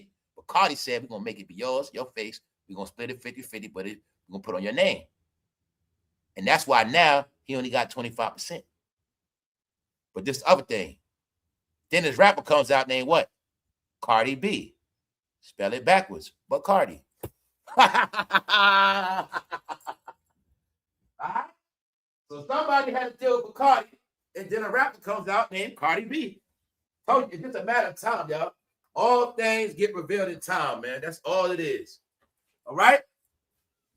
What else was a part of the game? Yo, I'm telling you, man, these dudes are geniuses. When you look at it now, you know how they had it lined up? What was Cardi B's main job when she first came out? Cardi B was one of the first people doing the what? The walkthroughs. Because at that time, the club was jumping. I know the whole shit, 2016, 2017, the club was jumping. So you're going to see it was all these walkthroughs and walkthroughs and walkthroughs. But the walkthroughs kept the liquor moving. It was all this big plot and scheme. I'm telling you, that dude Jay-Z smart. I remember Live Nation when they do shows. When they do walkthroughs and club events, my bottle's right there. And then he also had his rappers, like certain people, with the program. Yo, bro, we're gonna book this walkthrough for you, whatever. But we know when you do this walkthrough, that's a rock gonna make a lot of money. So I'm saying, now you're gonna see in the era of those sections, it was about moving that liquor, doing them walkthroughs, moving that liquor. So that's why I'm telling you, the dude is smart, y'all, because y'all didn't get how that shit worked. Being that he was the face of the black community, he automatically got first dibs on all the money. Him and Diddy, they got all the first dibs, and it was this thing that's part of why Diddy got in trouble, because they had a system where any new money come to us first type shit. You know what I'm saying? That's why you hear with Nas too, how he had access to certain shit early. And they manipulate the deal. Like, we're going to get the shit. I'm going to let him be the face of it, this, that. But they get it first, because that's how big they were. You see what I'm saying? They get paid just for their image and face. So that's what got them rich, y'all. But that was during the black experience. When y'all had y'all president in the White House, all corporations hit a switch, money time. When y'all got y'all black president, they hit a switch, money time. And every corporation went underground, meaning we about to get a piece of this black action. So we all gonna put our money behind famous blacks and famous situation, whatever it is. And that's what happened. And that's why it ended up being like 12 years plus of a lot of profit making. Because people don't get, right? The whole era, right? Boom. When Barry was in the White House, all these companies first started Instagram. Boom. The most money ever made in history was made in this last bracket, y'all. The most money in American history was made in this like recent time. One of the times, yes. People didn't get that this whole internet was equivalent to when they started finding oil. Now, back in the day when they found oil, they was rich. Remember back in the day when they started finding gold? That's what this shit did. This thing called online social media. It was a gold mine for all companies, y'all. That's why it was important for us to be on here. And what happened is everybody got rich, either switched their companies, stepped down, closed out deals, did something else, and that's what happened, y'all. That's why you got to understand what happened. Jeff Bezos got rich during that time. He didn't have all those billions. So, yeah, they had money, but they wasn't in that billionaire bracket, y'all. Don't say they wasn't in that bracket like that. They got to that shit super fast. I'll tell you this. When Barry was first got elected, Jeff was doing them Amazon books. He was doing Amazon books. Now you're going to see what Amazon became. Y'all all work. So look at it. It was no such thing as working for Amazon. It was no company to work for. It was just, he just had digital books. But you was able to see to this day who worked for Jeff at Amazon, delivering them packages, them trucks. You know, that came from y'all. The black experience made them rich. Y'all gonna buy the product and you're gonna work for me. Yup. And that's what happened. I'll tell you what the illest shit ever happened, y'all. Know why? The executives bought their ass. We're gonna buy him. We're gonna buy Oprah. We're gonna buy all the top dogs, and whatever they say and sell them, they're gonna buy it. And that's what happened, y'all. And everybody got rich. Then you're gonna see. We're gonna make sure he got a few billions too. When it's all said and done, Jeff gonna have 300 billion. He gonna have 2, 1, whatever. Meanwhile, they all got them. Oprah, you gonna have your little 3. Meanwhile, Jeff got 330 billion, all this crazy shit. Nah, man. They made all the money through them. Why? The whole Chicago spending money. The whole New York spending money. The whole Detroit spending money. Everybody got money circulating. Everybody spending that bread. Remember, throw a check, blow a check. Remember the slogan back there was spend that money. Spend that shit. Spend that shit. Blow a check. Remember all this music coming out? Blow a check. Spend it. It was all this shit about blowing money. Make it rain. Throw that shit away. They were programming us to just blow money. Buy shit. Spend that shit. And that's what happened, y'all. So thank you very much. That's why I tell you, right? You got to take life for what it is. We must admit, y'all, it was a lot of money circulating. At one point, it's like everybody damn near was a celebrity on their own level. So that's why I say people don't want to be real. A lot of people had good jobs. People was making money. Everybody was doing what the hell they want. It was like a big fucking party. People buying, guys, I never bought no section. Y'all was. I was like, man, they buying sections. because I always been set my ways. Man, I ain't buying no damn section, man. Because I knew back then, man, they just trying to make money. They ain't doing up a pimping this shit. I knew what it was, but I ain't no hater. But a lot of y'all know damn well y'all was buying sections. Birthday, y'all getting sections. Spending all that. Y'all was balling, a lot of y'all. So my point is, you know you spent a lot of money back then. But you ain't know about, investing money. You ain't know about stocks and bonds and shit like that. So the thing is, if people would have invested a lot of money back then, we all would have had money right now. We didn't know about a lot of shit. They did. Because what happened is, right, you'll see something happen. The corporations really hijacked his ass real quick. Bill Gates said, come here. Warren Buffett said, come here. You know what I'm saying? Jeff Bezos said, come here for a minute. Let's chill with us for a while. That's what happened, y'all. You the money bag? You the one they look up to? Hang with us. We got you. And that's how it all started, y'all. I'm telling you, man. See, y'all don't look at it. He's been around executives more than rappers. He's been around the richest of the richest. He's been taught a lot of shit. So he been around them because they understood. Put his ass in the headlock, we all gonna get rich. That's what happened, man. That's just what happened. See what I'm saying? Now, how you know that? Now you're able to see, since all that shit is over, you don't see the same energy. That's why I say he was favored, y'all. Guys, are we online right now? How many of y'all on computer? Microsoft. He was cool with Bill Gates. But I've been found all this out. They've been cool with Mark and them behind the scenes.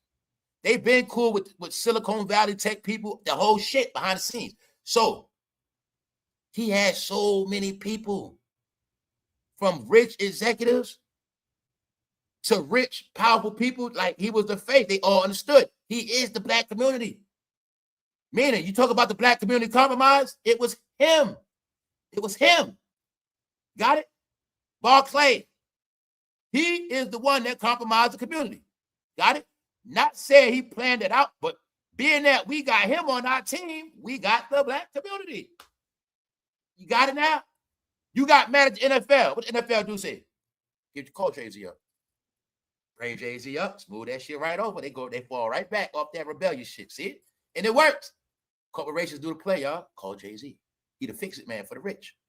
And then he gonna get his little cut. And then they gonna shut up again. And that's all that happened, y'all.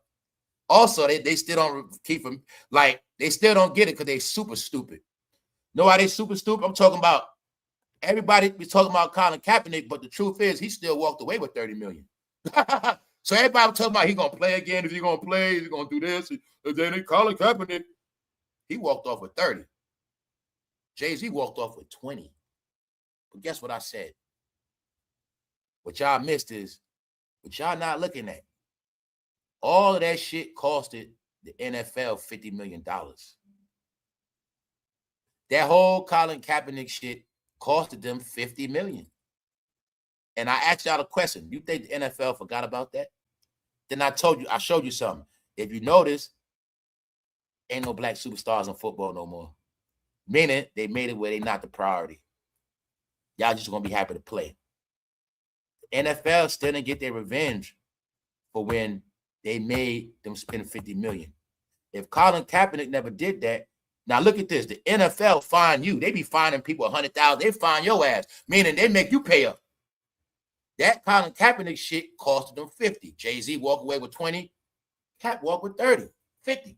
Mind you, look, y'all cost them $50 million on some bullshit taking a knee. But I know they didn't forget that. They didn't forget. And that's why I say, y'all, it's up for a lot of reasons. And I said that. Like, yeah, he got that $20 million out the NFL, but you think they forgot about that? You think they're going to just go for that in the end? No, that shit was a pacifying event. Thanks, C. Mills. Because what y'all don't get is, right, that whole Kaepernick shit was a threat to crash the NFL, and that shit put them into a panic. They went into a panic. Then you're going to see we was in a pandemic after that.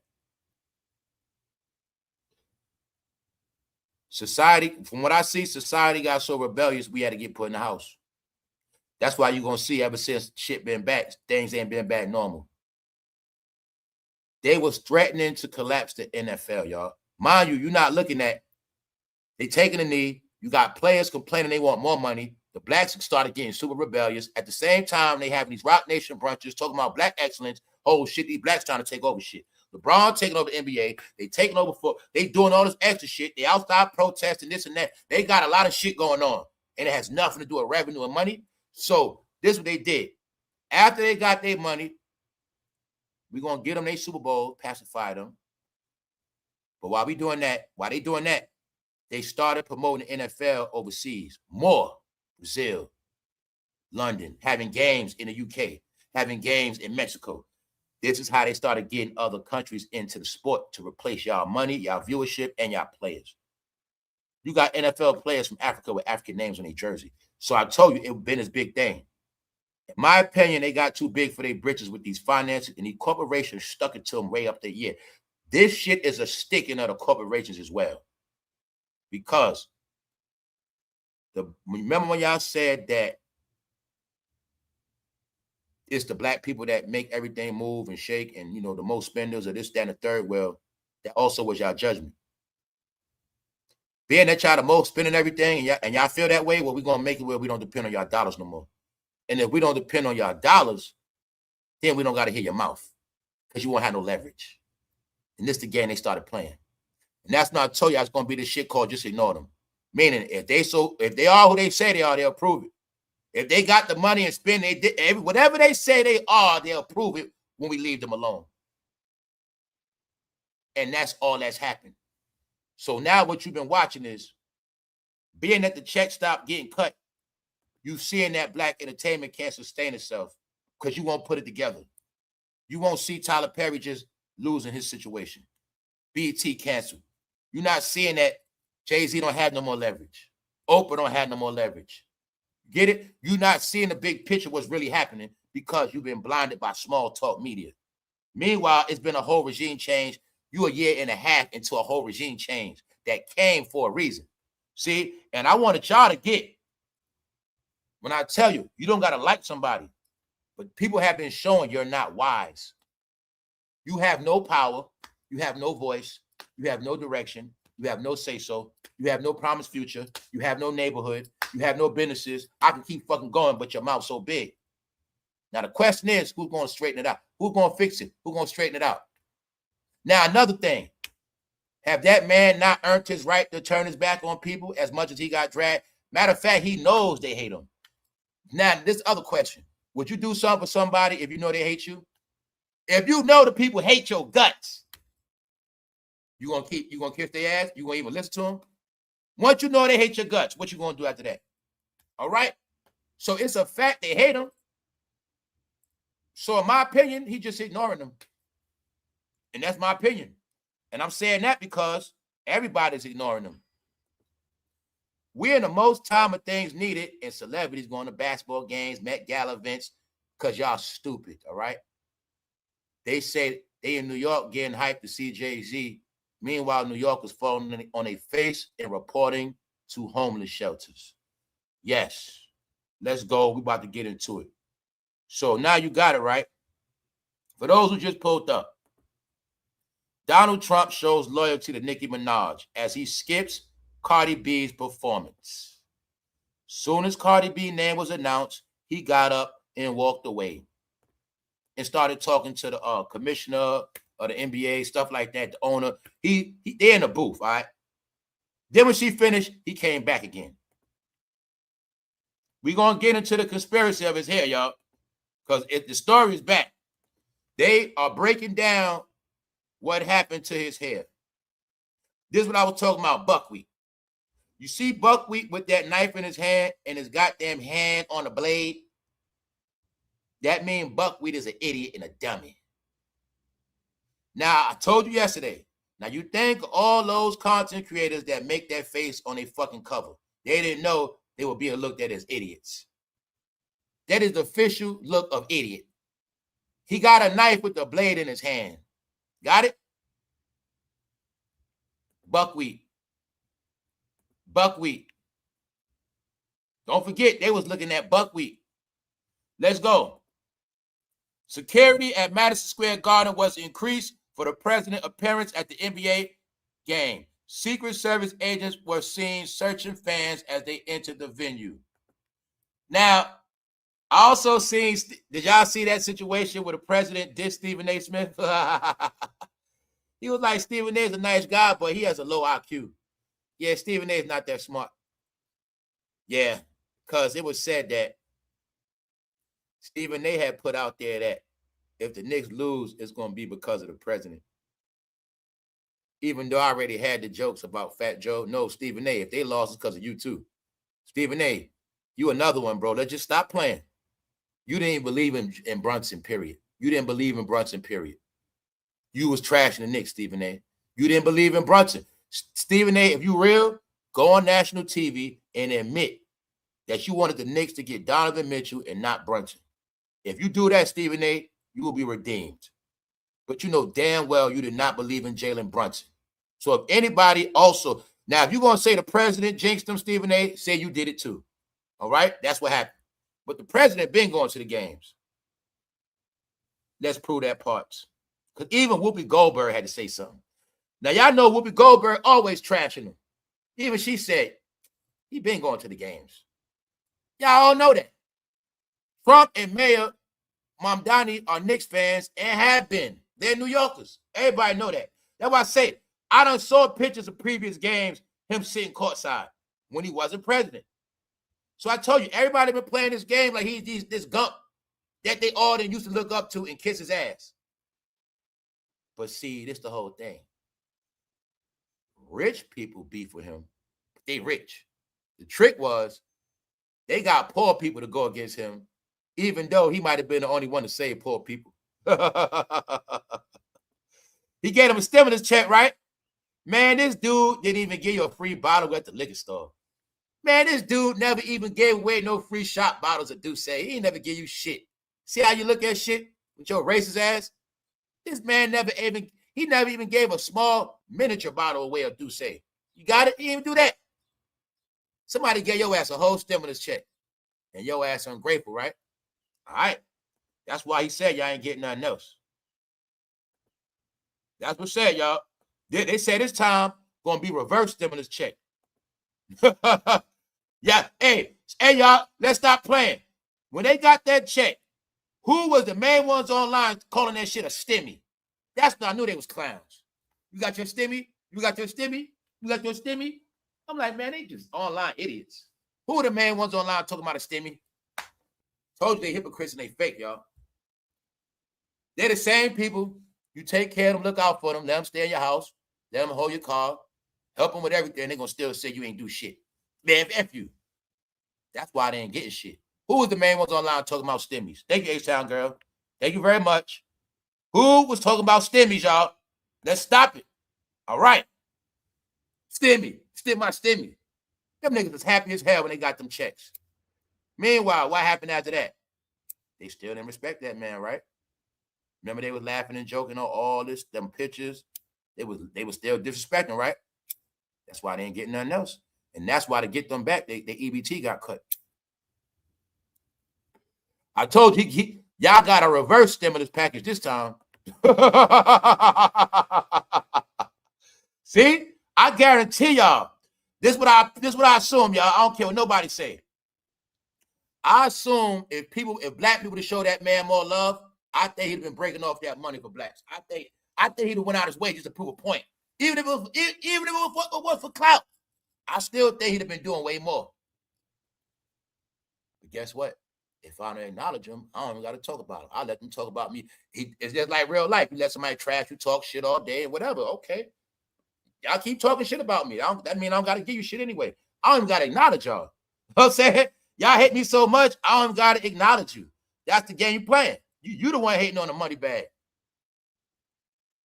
Meaning, rich people can afford to hate on him. That's the difference. Rich people can afford to hate on him. It's okay. But when you poor and you talking about all this shit, no. Y'all all getting reverse stimulus packages. Y'all didn't know how to be humble, man. Now, let me now show you what I said. How New Yorkers are losing their mind. I might be born and raised from New York, but I'm not going down with this shit. It's a new New York. I ain't with the old New York no more. 21 arrests made in clashes with New York Knicks. let's bring this shit back. 21 arrests made in clashes with New York police at Knicks games.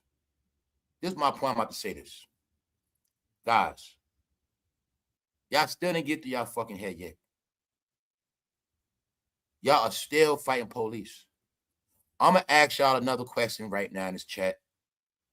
When have you ever seen anybody defeat the police? In 60 years of your Black Panther history, when have you ever seen anybody fight the police and win? You know why they canceling the watch parties? They know it's a lot of homeless in New York. They know those watch parties will bring crime. They understand watch party mean people that can't afford to watch the game in real life. So they saying watch that shit at home. They understand that a watch party is for a bunch of people that can come in there with $5, $10 and scheme on people with money. No, we're not having no watch parties. Now let's get back to this. New York has lost their fucking mind. In the end, New Yorkers crashed out. In Los Angeles, they lost their mind. In Atlanta, they lost their mind. We got proof. Those 3 cities, they lost their mind, y'all. They did. All right. Thank you, Black Zionist. Where you been at, bro? When in history did you see anybody fight the police and defeat them? You've never saw it, did you? So you mean to tell me they still don't get fighting the police is equivalent to me running at full speed into a brick wall with my head and knock myself out? But they still like to fight police. No, them niggas are homeless. They want to go to jail. They want 3 meals a day. Don't let them niggas fool you, all right? Them niggas want to go to jail. Because right now in them New York streets, boy, when that summer hit and that motherfucking ground start cooking, and that's when that subway system turn to fucking hell. And if you ain't got nowhere to go, boy, you gonna bake on them New York streets. But what a lot of y'all don't know, them fucking buildings turn into goddamn heaters. And them buildings in that summer, y'all, and they be holding all that fucking heat, and that shit turning to hell in New York in the summer. And when you don't got nowhere to go, you just might turn yourself in for some shit you ain't even do. You see that shit G Depp did? No, sometimes that's called New York homelessness. You might be so bad in New York homeless, you just go to the precinct and say you did some shit you ain't even do. You just go to jail. So you get somewhere to live. Get a meal, get your teeth fixed, work out, read books. That's what some people do, y'all. That's truth. I'm going to show y'all the article. Guys, this is some real shit. Yo, they've been catching people coming out the ground at night. This Ninja Turtle shit is for real. All the jokes about Ninja Turtles, it's a neighborhood in Brooklyn. The people been complaining at night. They've been catching people come from under the ground, y'all. Straight up.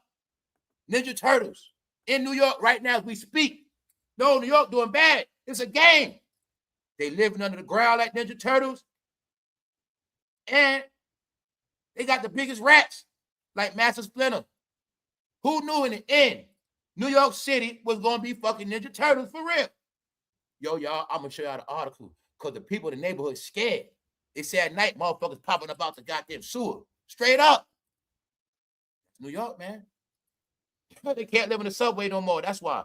They lifting up potholes going underground, man. That shit like the damn movies. Because when y'all know, when you watch those certain movies, when the people rebel, they start living underground. Y'all know that shit.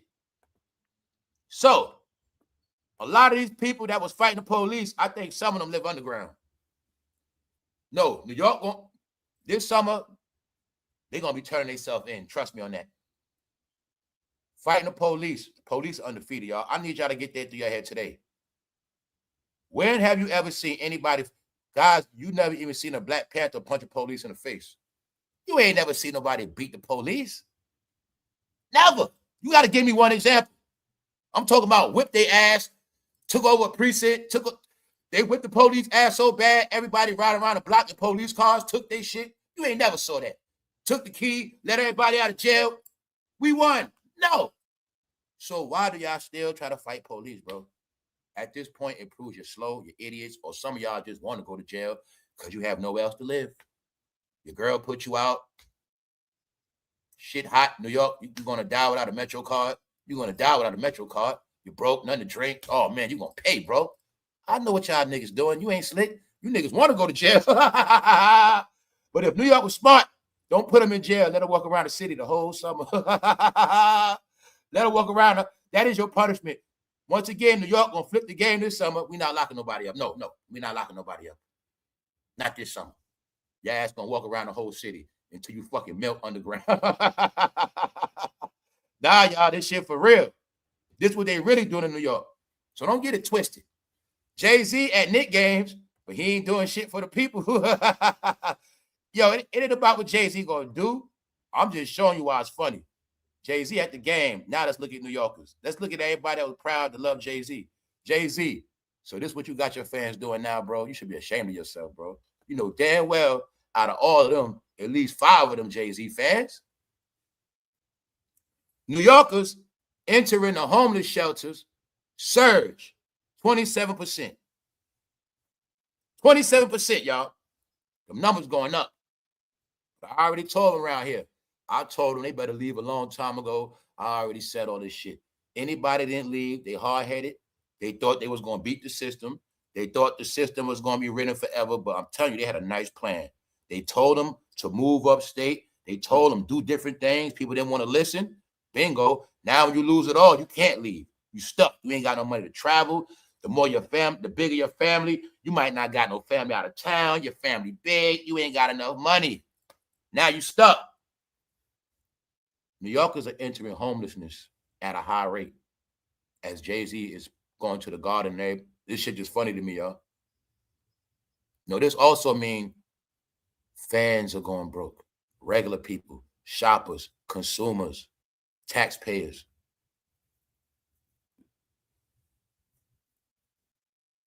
Don't get this part twisted neither. It's just New York City, not New York State. But see, people from the city, I'm going to be honest, when you're born and raised in New York City, the city has a powerful attraction over you. It does. Those powerful buildings and lights will always put in your mind that you're somebody. And you're somebody in life. You're going somewhere. Even though that shit don't do nothing for you, you could struggle to the death. You won't leave. You will not go nowhere else because you love those buildings. But you can go any other part of New York State and won't have to suffer as much. But they wouldn't want to leave, y'all. They didn't want to leave. People could have took their project, they got to transfer, Section 8, transfer, cases, transfer, jobs, transfer, certain things. You know what I'm saying? They didn't want to leave. If I worked in New York City for the city, I can work in Buffalo for the city. I can work. I'm just throwing examples. No, they didn't want to leave. So that's why they're going to pay, because they gave them fair warning. Go upstate. Okay. Other people, they say New York had a mass exodus. It was reported 400,000 people left the state of New York already. People started leaving like 21, 22 after the pandemic, where some people understood, I'm not going to sit here and collapse. I'm not going to sit here and collapse. I'm in New York, all this money, bills. I can't wait on no damn job, pandemic. People left.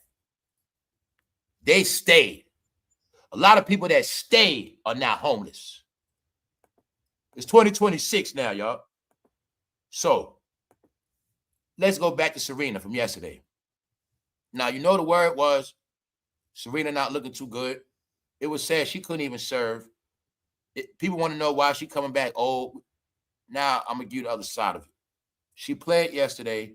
She won. But the thing is, like they said, she played in the doubles, meaning her and somebody else on the team. She didn't play by herself. And the person she played with is 19 years old. So what I assume is Serena is also being used for clout because everybody there is a no-name and they're going to get a name off her. That's my opinion. But they say they had to fight. You see her teammate? She got teammates. So the thing is, she's 44 and her teammate is 19. But people are saying, Serena, you retired. Why are you even playing? Some people say she's doing it for attention. Serena went. So I'm also going to always show you, whenever they talk about certain people, they always say they age. That's how this media shit works. The people they don't like, they always say they age. People they like, they don't say they age. You know, what's the saying? You never supposed to ask a woman's age or say, you know what I'm saying? But the people they don't like, they'll say their age. Know why I say that? This is what I'm going to prove it to you. As much as I looked at Kim Kardashian articles, I don't even know how old she is because they don't say her age. It's certain people, they don't. If you ask me how old is Taylor Swift, I don't know. They don't say her age. But with certain people, they always say their age. Because the people they don't like.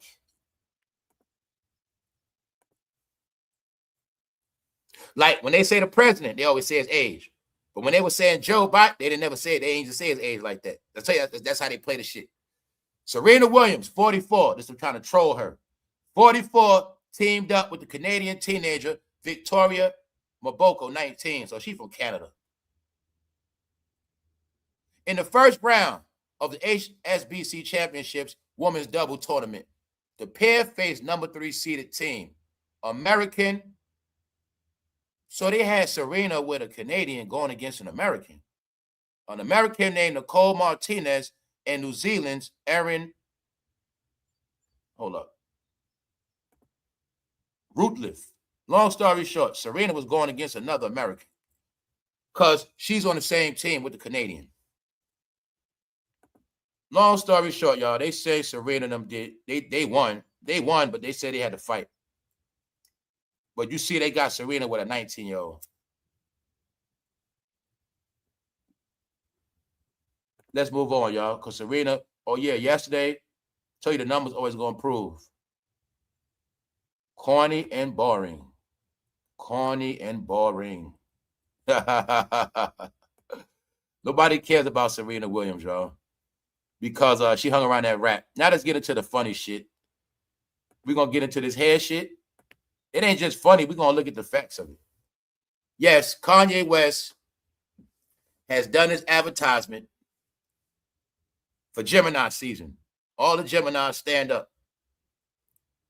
But Kanye West, you are wilding out with this ad. So I will always tell you, Kanye West says a lot of real shit. He does real stuff. But when Kanye West does weird shit, I don't like get it. I don't take Kanye serious. Kanye, what the hell are you doing giving this woman milk?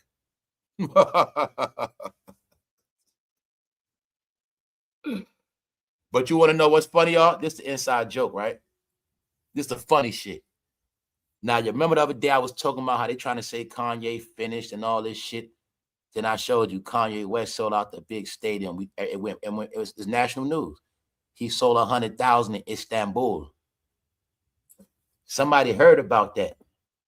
So now somebody want to prove they got fans overseas. So he going to be doing the show in Paris in September. Y'all know I've been saying all this shit. What I've been saying. If you can't sell out no arenas overseas, you ain't no superstar no more. So he got 2 shows added. After he do Yankee Stadium, he got Los Angeles lined up. He got Paris lined up. And I'm going to be a fair person to say, if Jay-Z could rock Los Angeles, if he can rock Paris, he can redeem himself. A little bit. He can redeem himself career-wise. Or he can redeem himself in the new world. But he must rock Los Angeles.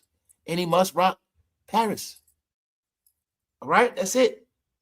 We're going to keep it music. Which means he must compete with Kanye West for the stage.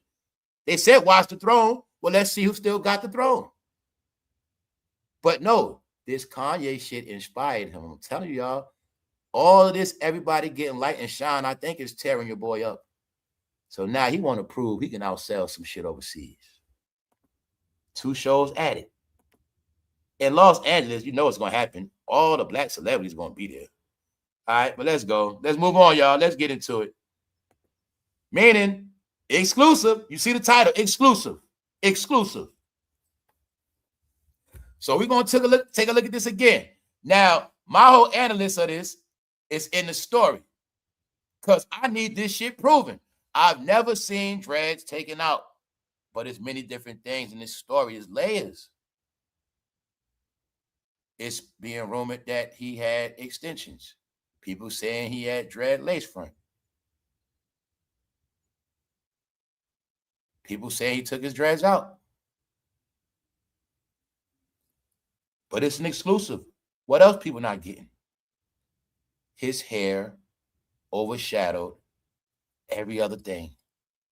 His hair overshadowed his performance. Guys, to this day, I still did not see one video clip, one image of the Roots picnic of nobody else. I didn't see nobody else go viral. I didn't see them show Erykah Badu. That's why I say it looked to me like part of the plan was for him to take all the shine away from the Roots picnic. I didn't even see the Roots on stage. I didn't see nothing. I think he tried to take over their shit and it backfired on him.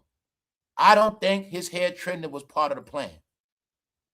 Because now you're going to keep seeing they're not breaking down Jay-Z lyrics. That's on YouTube. They're not saying what he said about Jaguar, right? And Dame, no. The world is talking about his hair. He's being accused of being a buckwheat lookalike. That's why when you see world news or regular news, you will see how they post him. They're going to post both of those pictures of not the street Jay-Z. They showing you he's everything but a street guy. Now, so you will clearly see how the number one topic of conversation, what nobody proved to me yet, Jay-Z fans can't even prove it. The drastic secret behind how Jay-Z went from locks to an afro, seemingly overnight. And the word is, it isn't a wig.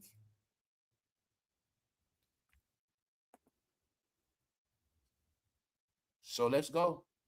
Now, I will say this. If it is from the products, you got it. Now, this is what they're saying, right? When someone appears with a healthy, full afro, seemingly overnight, that usually means a skilled stylist team, several days of dedicated work, or a strategic cut that keeps the volume. This is what Rika Ellis said, a founder of Beauty Link, exclusively shared with Radar. Locks don't simply come out. It's a methodical process that can span multiple sessions depending on the length and age of the locks. She explained, for mature locks, 5 to 10 years, you're typically looking at anywhere from 8 to 40 hours of work total. So they're saying it could have took from 8 to 40 hours to take out the dreads. And y'all know what the next number one question is. Do you believe it? And I'm going to keep saying it. I mean, I worked around that shit. I've never saw that in my life. Everybody I ever knew that had dreads, when they was done with their dreads, they cut them out. I also understand dreads lock from the root a certain way, and I've never heard this. And I'm just going to tell you straight up, until I physically see it with my own eyes, it's all alleged. I don't believe it. I don't know. Like I said, I can't prove it, but I don't know. I'm not buying the story. Now, I will say this, and that's the only pass I'm going to give. If they have a new treatment, and I will give him this, he is rich, so he does have access to top-notch products. Now, they did speak about detangler. Ladies know about detangler. But I have no proof that dreads can be taken out, especially not the size of his. Then they saying mature dreads from 10 to 6. His dreads was not that long. And that's another thing with his dreads. His dreads jumped. They jumped. That's another thing. 1 minute he had twisties. Guys, it's not hard to figure out. I ain't stupid, man. That shit ain't that long. All you got to do is go back to when he was signing that deal with Rock at the NFL deal. He still had the Rock Nation hat with the low-key twisty dreads. Them shits don't grow that long that quick. Hell no. They don't. Even when you lock and locks, it don't. No, man. No. This shit exposed, man. You know what? Now you know what's very possible? He had a real afro. He really added on dreads. His natural hair grew in that process. And that's why that's his real hair. Now, that right there for me is straight reality, and it makes all the sense to me. And I also know about fox locks and shit like that, and look like he had fox locks in his hair. I also know Lil Durk and don't wear them shits too. So I'm going to say, as of now, it is his real hair, and I'm going with the narrative of he had extensions in his shit, fox lock dreads, which Nicki trolling saying it's a wig. Nah, it wasn't a wig. I'm going to say he had add-on dreads. But I'm going to say his roots is his roots. And I'm going to say, in my opinion, as he had the fox locks and certain things in, his hair grew out. If other than that, it's a wig. That's my opinion. Locks don't simply come out. So check it out. Let me read it. Let me read the comments, y'all. He's lying. Spend thousands on hair products from all over the world. He is lying. There you got it. I've never seen dreads come out, but I want y'all to see how this magic works. When they say what, you repeat a lie, become the truth. So even if it is a lie, they're going to keep repeating that shit till it become the truth. But reality tells us what? We have no proof dreads come out. We have no proof of that. And guess what? They still rather say the dreads came out than admit he had what? Extensions. But one thing we know about dreads. Another thing, if his dreads was down his back, that's one thing. But we also know for them locks to get like that, hell no. Those are 10 to 15-year-old dreadlocks. You get it? If them locks is real, no, that's 10 years of dreads. Sorry. And we did not see his hair with that prop. All we know is he had one hairstyle, and when he came back out after them Diddy allegations, he was taking them pictures like that, his hair was down his back. But little by little, we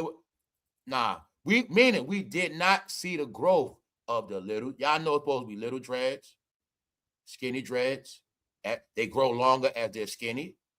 And then what they do, twist them together, make them the big braid, the big dreads. We didn't see the process. Same way we didn't see the process of them taking them out. But I'm saying that because I want y'all to see this is a national conversation still.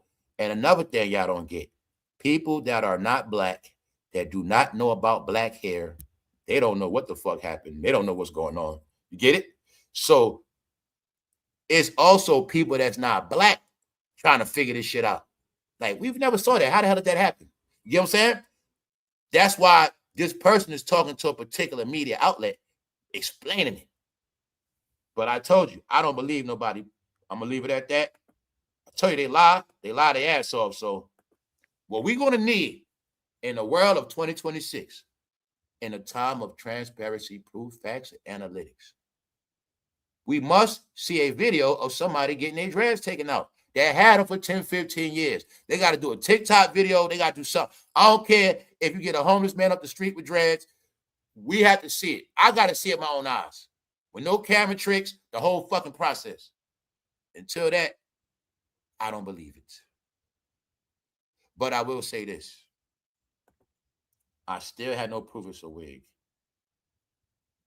But I also know with them Hollywood wigs, you ain't never going to figure it out anyway. Now, you see right there? Right there. Right there. You see the afro with the attachment right there. So I'm going to stick to what I said. I think his real hair was growing the whole time, and he had fox locks at it. He had length at it. Now, look at his hair right there, y'all. This is what I meant. You did not see that process of his hair growing. He had the little twisty dreads under the hat. That was like 2021, 20. He had them under the hat. But you take the hat off, you'll see he got afro all around the front part, the frontal, all afro, where the dreads at. Got it? When you get your hair dreaded, what's the first part of your hair you dread? The front, right? They're not dreaded. Right here, you see it, y'all. Afro. And what else? You never saw them grow that long. Y'all know damn well it takes a long time for them shits to get like that. On some real shit, looking at it like that, if a person dreads naturally grew like that, that should be like damn near 20 years. To be that long, that thick, that full, that healthy, that should be like damn near 20 years, y'all. Now think about real life. Keep using your brain. Who you know in real life grew their dreads like that and they shit that solid like that? You don't know too many, do you? I know you don't know a whole lot. All right. You see the afro right there, right? Now, when Nicki said it was a wig, I'm going to say he had fox locks added. And I'm going to say that probably is his hair blowed out. It's a high chance that is his hair blowed out. It is. But the back end of it, people not getting, he had extensions. You can see it right here. You can see it from the front, allegedly. Hollywood dreads. But he not the only one been wearing them, though. A lot of them rappers been wearing them shits. Yeah. So let's go. I'm showing you how it was a national topic. The drastic secret behind how Jay-Z went. So don't forget, hip-hop fans, we stupid. They are trying to say that they took them shits out in 8 to 40 hours. Like in one night, in one day, they took them out. You got it, man. But y'all know when I'm rich, right? I can pay anybody to make this story up and just pay anybody for the shit, right? Locks don't come out. Yo, that's why I laughed. I laughed when I kept calling them fake people. I knew they were fake black people, y'all. When they ain't even know what black hair was no more.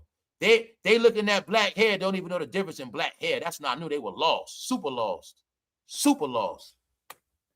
They'll tell me about how people invented the straight comb, all this shit. They don't even know what their hair look like in real life. They don't even know. When I realized they don't know nothing. So anyway, y'all, let's go. Everything other than the music. This is what this person is saying. Some clients extend the process out over weeks or even months, leaving their hair in a natural state during that time. So they saying some people, it take time, weeks or months to get the dreads out. But for Jay-Z, it didn't take that long. It is unclear if Jay-Z opted for a more back-to-back process or if he took his time. Here you have it, y'all.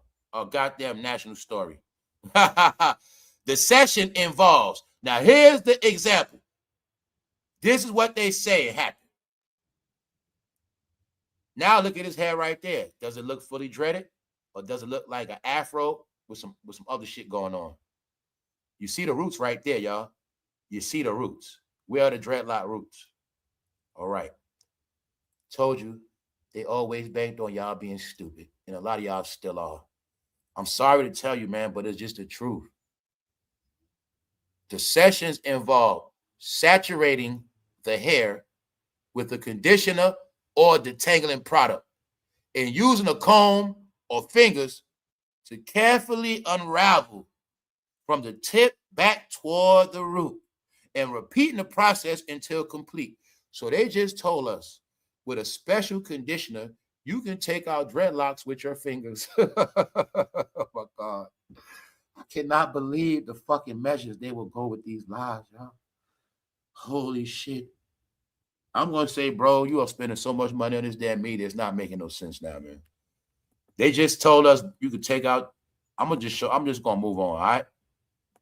Here's one of their favorite social media influencers. What they don't get is this. They have been influenced by everybody and anybody. Can y'all believe this is a social media influencer that they were watching? This is not a Photoshop. This is nothing. This is a social media influencer. Can y'all now see today why I'm proud of myself when I told y'all I'm not no damn influencer? I told y'all what influencer going to mean. The plan was everybody that was in special ed, everybody that gets a disability check will be inspired and educated on how to be an influencer. I think the biggest joke was ever played. I think they had computer tech programs specifically for slow people, teaching them how to be influencers. And then they're going to influence you. You're going to get influenced by them. Here's one of y'all influencers. And I'm not playing. Comedian influencer. Dante Wings mugshot goes viral. And all I thought was, you mean to tell me they was watching this dude? I'm gonna just leave it alone, man. They call him an influencer. So now do y'all see what I said? Influencer means it's a difference from a YouTube star, a TikTok star.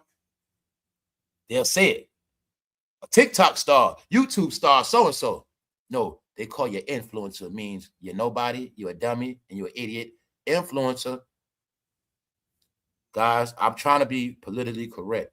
Influencer is just like saying N-I-G-G-R.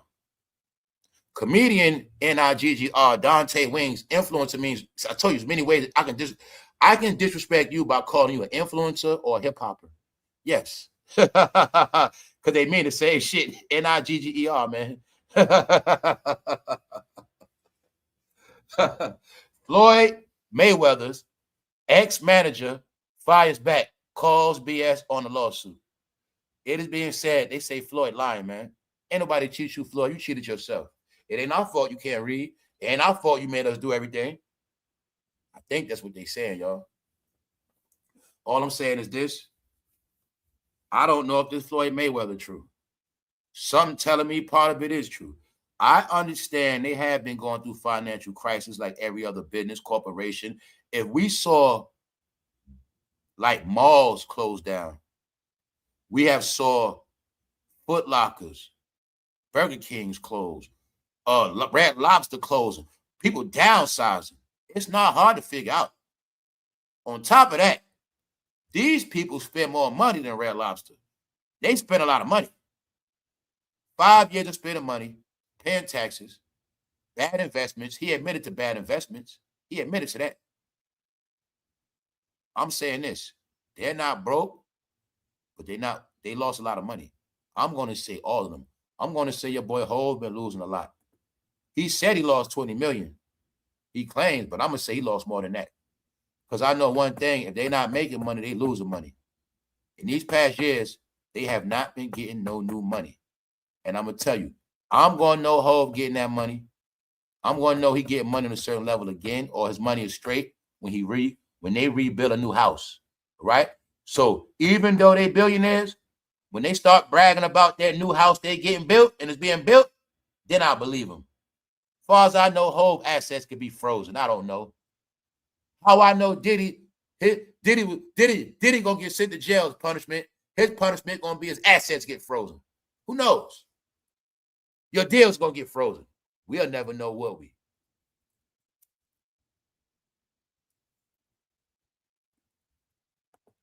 Cause he looking like it to me. Let's go. They were billionaires, but I think now they're shrinking in that 500 million, 400 million. I think some of their shit's sinking. I think Floyd is just sinking. He not broke, but I believe he took hundreds of millions worth of loss in dollars.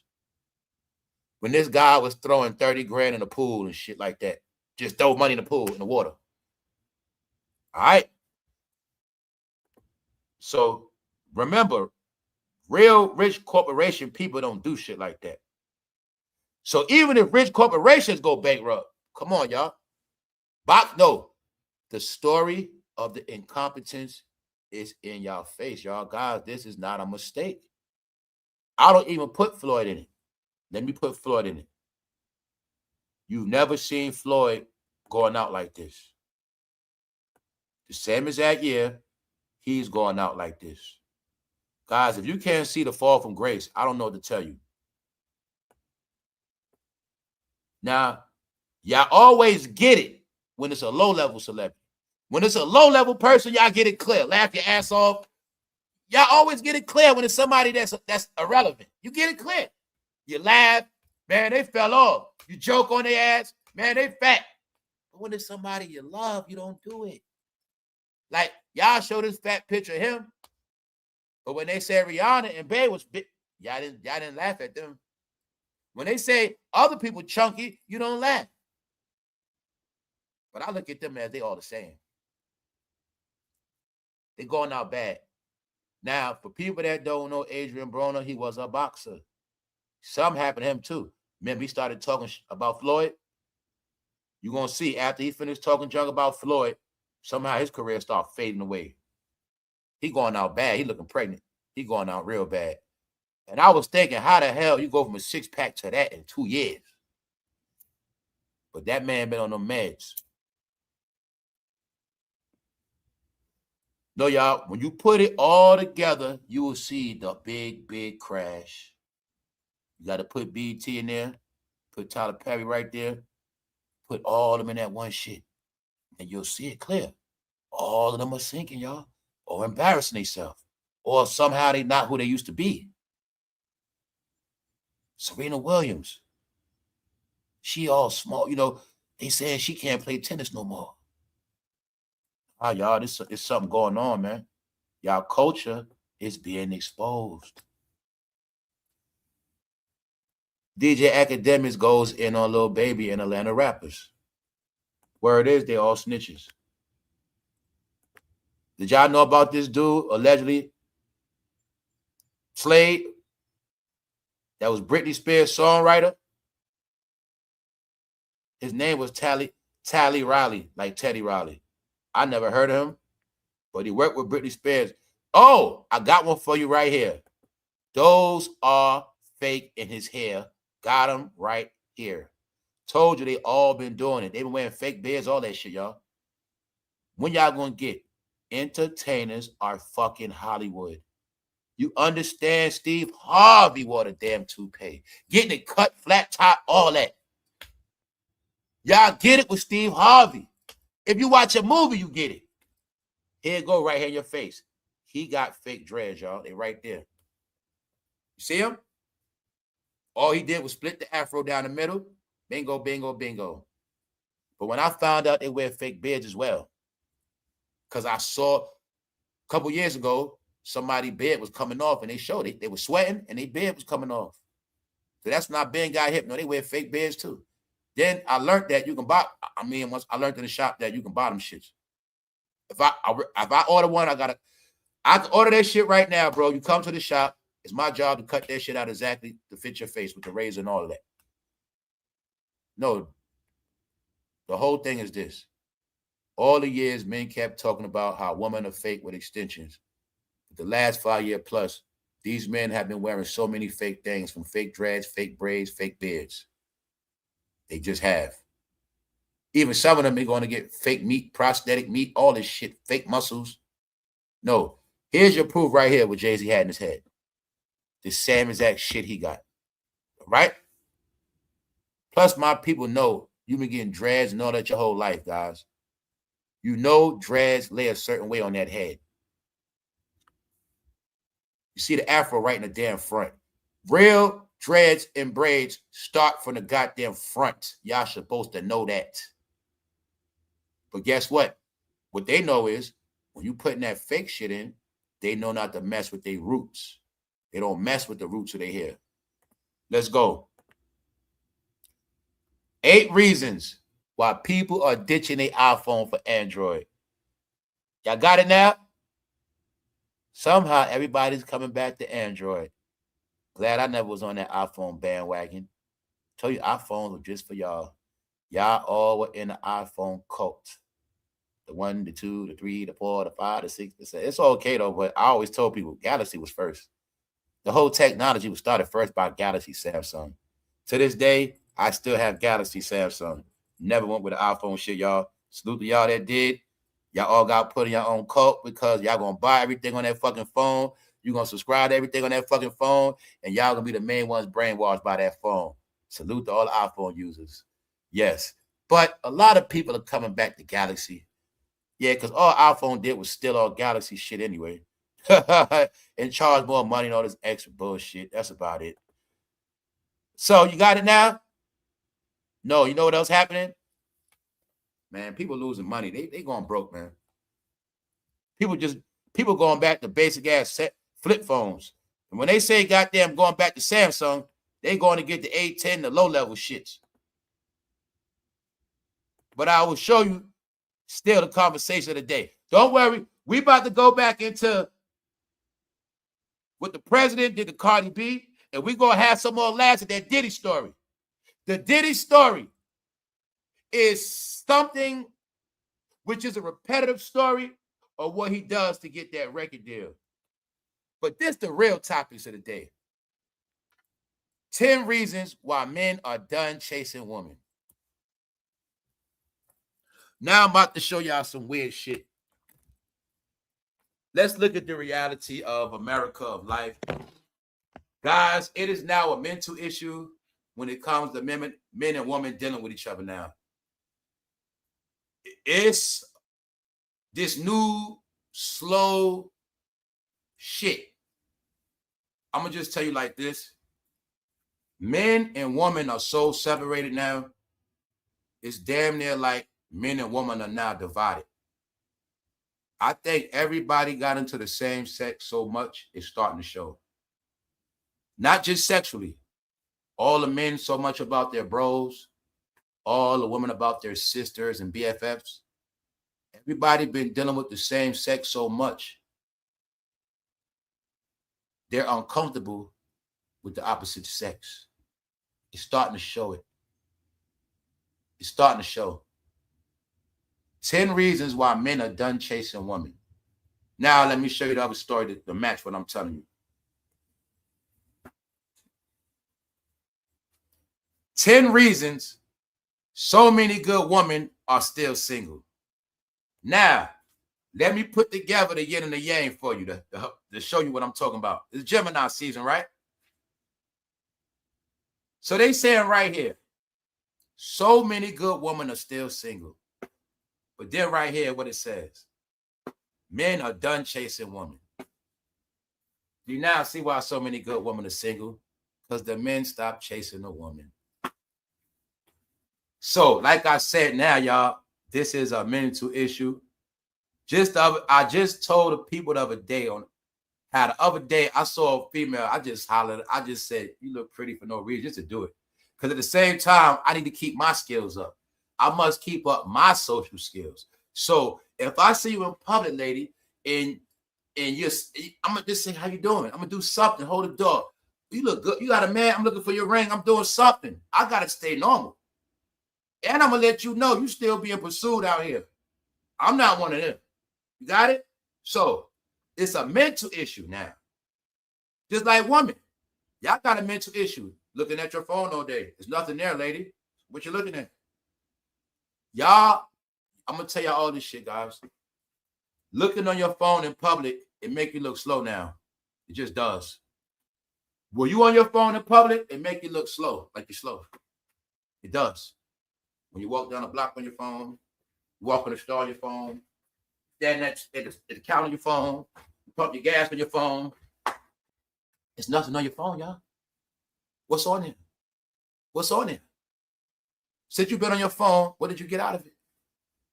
Did your phone help change your life? Did it? And I say that. I'm a content creator, and people be on the phone more than me because I understood. I do content, which means the internet will drive me crazy first and more than y'all. If I get brainwashed by this shit, if I'm on it too much, if I get caught up in this shit too much, if I lose touch with regular life. So I don't be on here like that. Come on and jump off. Come on, jump off. Leave my phone down on purpose. Always did this shit, so I leave that shit alone, y'all. I say that for a reason. I do content. I make money off this shit. So I'm asking all y'all, what did you gain off your phone as long as you had it? And what made your phone so important in your life? And what did you get out of it in the end? If you can answer that, then I will tell you why in 2026, walking around staring at your phone is a part of incompetency now. It make you look like your brain is on, you know how they say this your brain on drugs? It look like your brain on phone now. So also, y'all also don't know the scenario of looking down. You don't understand, you go to look up. See, when you need opportunity or you're trying to get somewhere in life, you got to look up. Because if your greatness is in front of you or your next opportunity is right around you, you're not going to see it because you're always looking down. But also, by you trained to look down at your phone, you also being trained to have low self-esteem because people with low self-esteem walk with their head, what? Down. So little do you know, When you outside on your phone looking down, you look like you got low self-esteem. You look like you got low self-esteem, and the only way you guys are somebody is online. And that's why when you ain't online, you are nobody. Therefore, you walk outside with your head down, especially when you're not dressed like you dress online. Told you got this shit mental. So they saying 10 reasons so many good women are still single. There's a lot of reasons why. One, men ain't pursuing them like that. Then another thing is women ain't paying attention like that. But what they doing is men liking men all day on the gram, woman like a woman all day on the gram. Let me show you the other trick. They got used to engaging with people online more than in real life, yo. All of this shit is now mental issues. When all you've been doing is interacting online, you don't know how to act with humans in real life no more.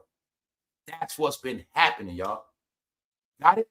Every day I see that shit. So I'm showing you. The love y'all have for phones, you won't accept. The phone is part of the reason why so many people failed.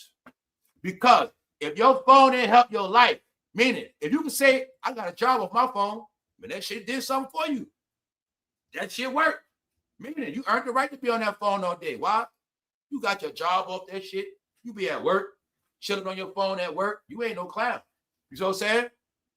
I'm talking about anybody be on their phone all day and never benefited their life. The joke's on them. Meaning, if you was on social service, right? When they gave you that Obama phone, you still on social media, but you're not on social service, something happened to you. If you was watching influencers like this, I see why you still on social service. Yeah, let's go back to the top. Only reason why I've been talking about social service, y'all, on some real shit, I didn't want a lot of y'all to get stuck on that shit if they cut it. That's why I've been trying to tell a lot of y'all, man, get out that shit. Last summer was a warning. Last November was a warning. They already said, well, for the next 10 years, that shit gonna be out of here. Each year is gonna shrink. So you know what that means, y'all? A lot of people gonna be walking around looking like buckwheat, man. A lot of people gonna be walking around looking like buckwheat. They say in New York, people living under the sewer system. Motherfuckers living underground. People going in shelters as we speak 2026. I went up, y'all people thought I was playing with that World Cup shit. I went out yesterday. I had to take care of something. Long story short, a lady in the store talking to somebody. You ready for the World Cup? You getting ready for the World Cup? Tell y'all that World Cup gonna be the biggest event. That's right. So let's go. Let's go into this filth one more time. I'm gonna speed through it. P. Diddy is being accused. He's being accused of assaulting a former male young actor. Allegedly, an ex-actor who allegedly was young 2007 was introduced to the Diddy door. For those who don't know, it is alleged that it is a Diddy door. Meaning it's a Diddy procedure when you want to deal, when you want some money, whatever it is. I guess it's all alleged. We're going to say this is the fantasy land of Diddy. This is the fairy tale of Diddy. We're going to say it's just a story, ain't nothing true. But we have heard these stories so much in public news releases. Every story was about a man. Every story. And nobody has argued it. Nobody has taken up with Diddy's defense. So we have to run with what we run with. We have not seen no rapper stand up and say, nah, Diddy ain't like that. We didn't hear nobody say nothing. We didn't hear nobody say, nah, Diddy don't get down like that. So we have to assume, because we keep getting these stories. In my mind, Diddy is a serial groper. In my mind, you hang around Diddy, somehow you will get touched on. One, by mistake, something. That's how I look at him. Now, we have done 4 stories on this shit. That's why they call him, they call him an extra sexual. They call him that. But this right here, I ain't gonna repeat that. Let's go. Here you got it, man. Jail Diddy has been hit with a fresh lawsuit from a man claiming the disgraced rapper actually assaulted him when he was. So once again, Everybody blame Drake. We didn't get a Diddy remix yet. We ain't get a remix yet, y'all. Somehow all got put on Drake. I don't get it, man. Let's go. Diddy sued over alleged assault. Let's get into the facts of the story. In court documents obtained by Daily Mail, man under the name John Doe alleges he was working as an actor when he was invited to a Hollywood Hills networking event. Invited to the location. We are now into the Diddy procedure. According to what I've been reading throughout public stories, it is a procedure that must be done when you're working with Diddy. Your key to the story is Little Rod. If you don't believe that, 3 more stories came out after that. He claims the rapper, whose real name is Sean Combs, asked him to talk in private about career opportunities. So, bro, if Diddy talks to you in private, you got a chance to have career opportunities, bro. All right? You got a chance. But you will see right here, whoever this person is, allegedly, they came to Hollywood. They came to the event. According to the story, Diddy wants to talk to them somewhere private. It has to be a room somewhere, whether it was a bathroom, hotel room, conference room. It was a room somewhere. Boom. Sounds to me like he has a procedure. One more time. Allegedly, the diddler asked to speak to him in private about career opportunities. Now, they didn't say whether it was a record deal. It wasn't a record deal because they said this guy was an actor. But the key word is Diddy opportunities. All right, let's go. Because anybody don't just get a deal that bad, boy, y'all. Y'all know that, right? Anybody don't just get no deal with Diddy. Hell no. You must face the Diddy procedure. All right? You're right. Now, this allegedly court documents. The man claims Diddy began rubbing on his body parts before allegedly performing fellatio on the man while pleasuring himself, allegedly. And I tell you, it's not my fault. I told these rappers to stop. I told the rappers, right? I wanted y'all to get this shit out of my head. The only way this shit would have got out of my head is if you rappers would have went against this stuff. I try to tell you, if y'all don't go against this, it's going to be in my head forever that he got y'all. Even though it's not true, maybe. But when I hear these stories, I just think about rappers. And I just keep thinking about what he was doing in the 1990s, 2000s, and how all of them got their record deal. And how all of them became his favorite. I start thinking about every last one of them. I start thinking about Craig Mack, G-Dep, Black Rob. I start thinking about all of them, y'all. The Diddy procedure. Because I think about when they had on shiny suits. And I start thinking about how all that shit. Because they didn't take it out of my head. Because they ain't say, man, Diddy don't get down like that. He ain't do shit to me. I don't know about what he do, but he ain't do shit to me. I was waiting for it.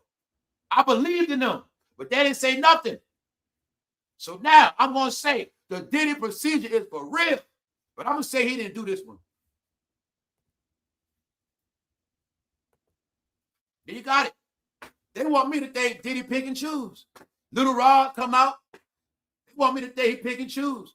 What exhibit say? Diddy try to take him to the funny club, right? All right.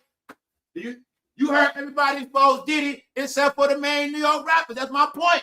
You don't hear the New York rappers deny it or agree with it. They don't say nothing. That's what makes the whole shit weird on their behalf.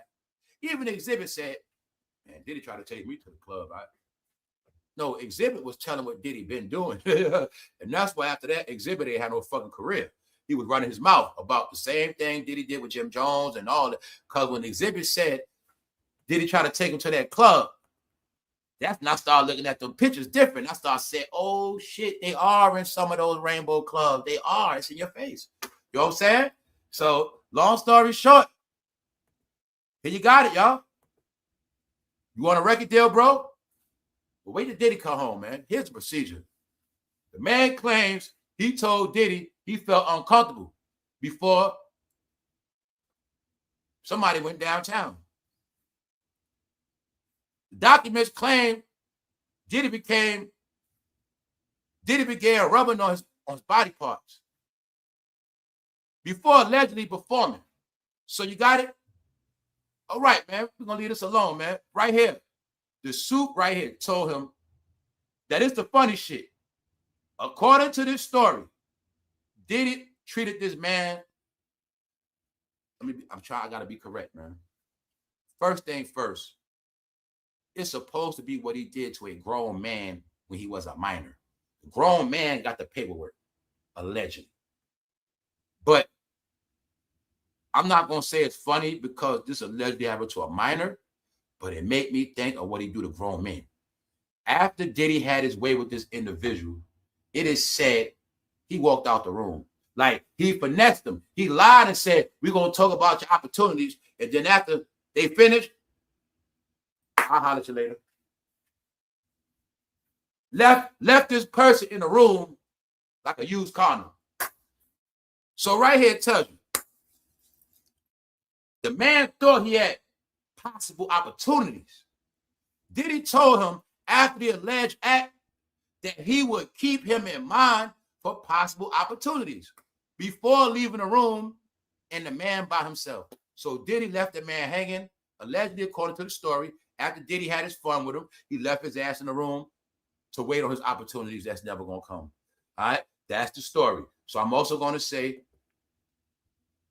for one, they say this story is not true. For two, if it is true, it sounded to me like this person just mad they didn't get no deal. You went to Hollywood, you went in the room with Diddy. But how I know something else ain't happened? I don't know. It's all alleged. But one thing I get out this story, the Diddy procedure.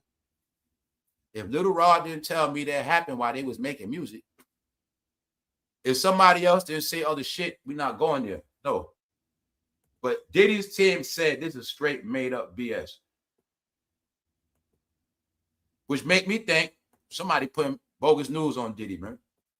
I think somebody's still trying to slay Diddy while he locked up. Yeah. Diddy's rep calls new lawsuit from man claiming music mogul sexually assaulted him as a minor false and ridiculous. You got it? False and ridiculous. At the same time in this article, they're bringing up Jonathan Hay. He is another guy that allegedly Diddy made him do something. All the allegations on Diddy is about men. We're going to leave it at that. All right? So you see these nasty, freaky topics going to keep coming up because that's what hip-hop is. All right, y'all? So now that you got it, opportunities. Now you got it. Lil' Kim was nothing but a fake-ass Madonna. See that? But if you ain't know no better, say if you were just born, right? You'll think Madonna trying to be like Cardi B or somebody. Or you'll think she trying to be like Lil' Kim or Nicki. Nope. That's their goddamn great-grandmother. Straight up. I already went through all that before. From Sexy Red, Glorilla, any freaky chick in the game, it comes from her. She's the mother of all harlots. Madonna. That's right. And Madonna's, what is about Madonna, y'all? She ain't sing like that neither. So I'm just saying it comes from her. And she performing at a rainbow event. At 60. Now, look, there's another thing that's real. Now, I have to keep it real. That is not Photoshop. That is not AI. That's Madonna for real at 60-something years old. I think she's about 67. But that ain't no photo. That ain't no AI though. And y'all now see they made Little Kim be Madonna just like her, right? Her whole shit. But you want to know what's funny? Madonna's in more shape than Lil' Kim, and she performing more, and she just got more energy. It's a fact. So this also what I was telling y'all about marrying them. It's bullshit. Madonna can still perform. That's why I say, when marrying them, talking about their feet, legs hurt, you see what she doing? She's still performing. So that's why I was saying, as a celebrity, ain't no excuse.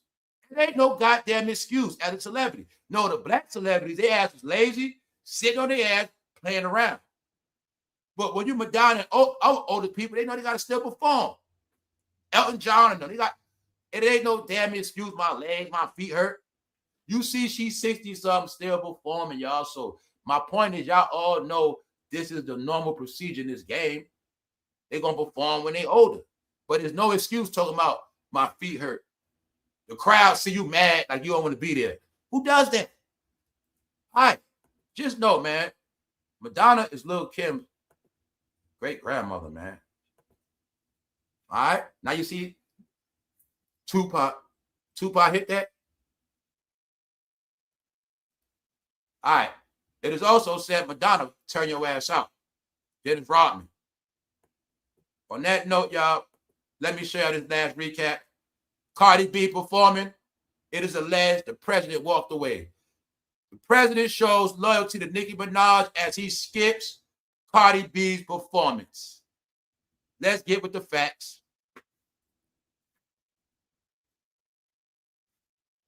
While the president sat in a suite as he watched the New York Knicks take on the San Antonio Spurs, he was filmed making a quick exit as Cardi B's performance was announced. He did what? He made a quick exit as Cardi B's performance was announced. I didn't even know she was there.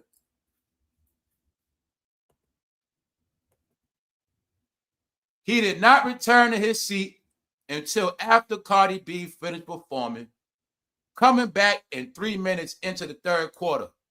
The president's apparent snub of Cardi B comes as he previously supported her musical nemesis, Nicki Minaj.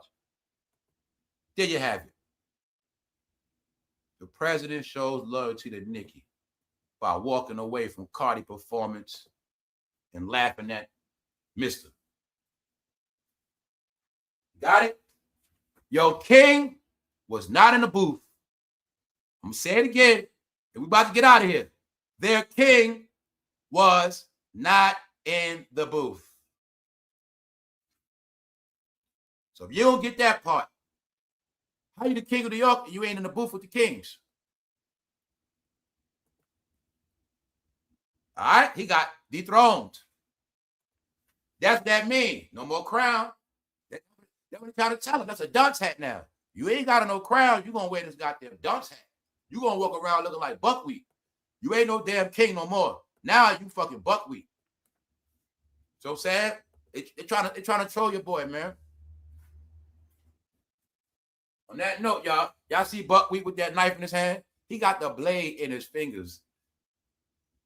They was trying to show y'all back then, y'all.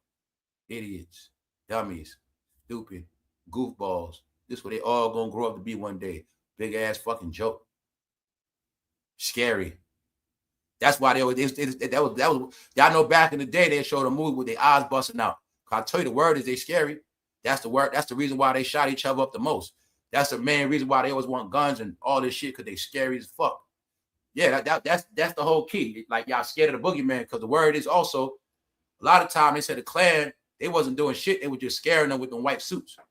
They was like the back in the day, the Negro was so scary, they just put on suits and scare their ass, and they start running the shit. It's the truth. It's the truth, y'all. Yo, they used to do a lot of psychological effects back in the day too. The Klan did a lot of psychological shit. A lot of that shit they wasn't doing, y'all. You know what the fuck they'll do? The Klan will hang up dummies on trees too to scare your ass. Yeah, they'll do that shit. Take fake bodies, hang them shits up in the tree, let them shit sit there off the road where it ain't close up, you can't see it. And they'll just have fucking like costumes and shit hanging in the tree. They would scare motherfuckers. Come in their house, scared. They would scare them out their deeds and shit, their land. They would scare them out their land and shit doing that shit. Because they was, see, what I learned, the Klan was smart. They knew how to do shit without getting arrested. So they knew if they would have did certain things, the federal gov would have got them. So they would scare people out their shit. They would scare them out the deeds, scare them half to death. So in the end, they can't say, oh, I got robbed, or they did this to me, they did that. They would have no proof. They would scare their ass, you know what I'm saying? And then take their shit. Yeah, because you know, back in the day, remember this part. back in the day, they used to keep the they'll keep the fucking the deeds at the house. They'll keep all the documents at the crib. They'll be owners, got all that shit at the house, under the attic. Clan come scare their ass, take all that shit. You know what I'm saying? Yeah. Or remember they give them 2 options: either leave or we're gonna burn this shit down. You better leave. You know what I'm saying? So if you ain't leave, they'll burn this shit anyway. But meanwhile, they was doing it without committing certain acts of violence, and a lot of shit they did by scaring their ass. They know they could burn a cross to scare the fuck out you. You gonna leave. You know what I'm saying? So they always, that's what I'll tell you, that's what all this means, that scary shit. Or when you see on the old movie, Step and Fetch or whatever, they always portray, back then they portrayed a so-called black man as a coward, scared as hell. And that's why in the future, they were saying, the word was y'all was still scared when y'all got all these guns. And y'all always think somebody out to get y'all. Meanwhile, you always end up shooting yourself. Same way, you see he got a knife, but it's in the palm of his hand, which means what? He cutting himself. Stupid. Here you go, man. All that shit was coded 100 years ago. On that note, we're going to get out of here, y'all. Y'all enjoy y'all day. Life goes on, and we out of here. Appreciate all y'all. See y'all soon on the members only. Salute. 1.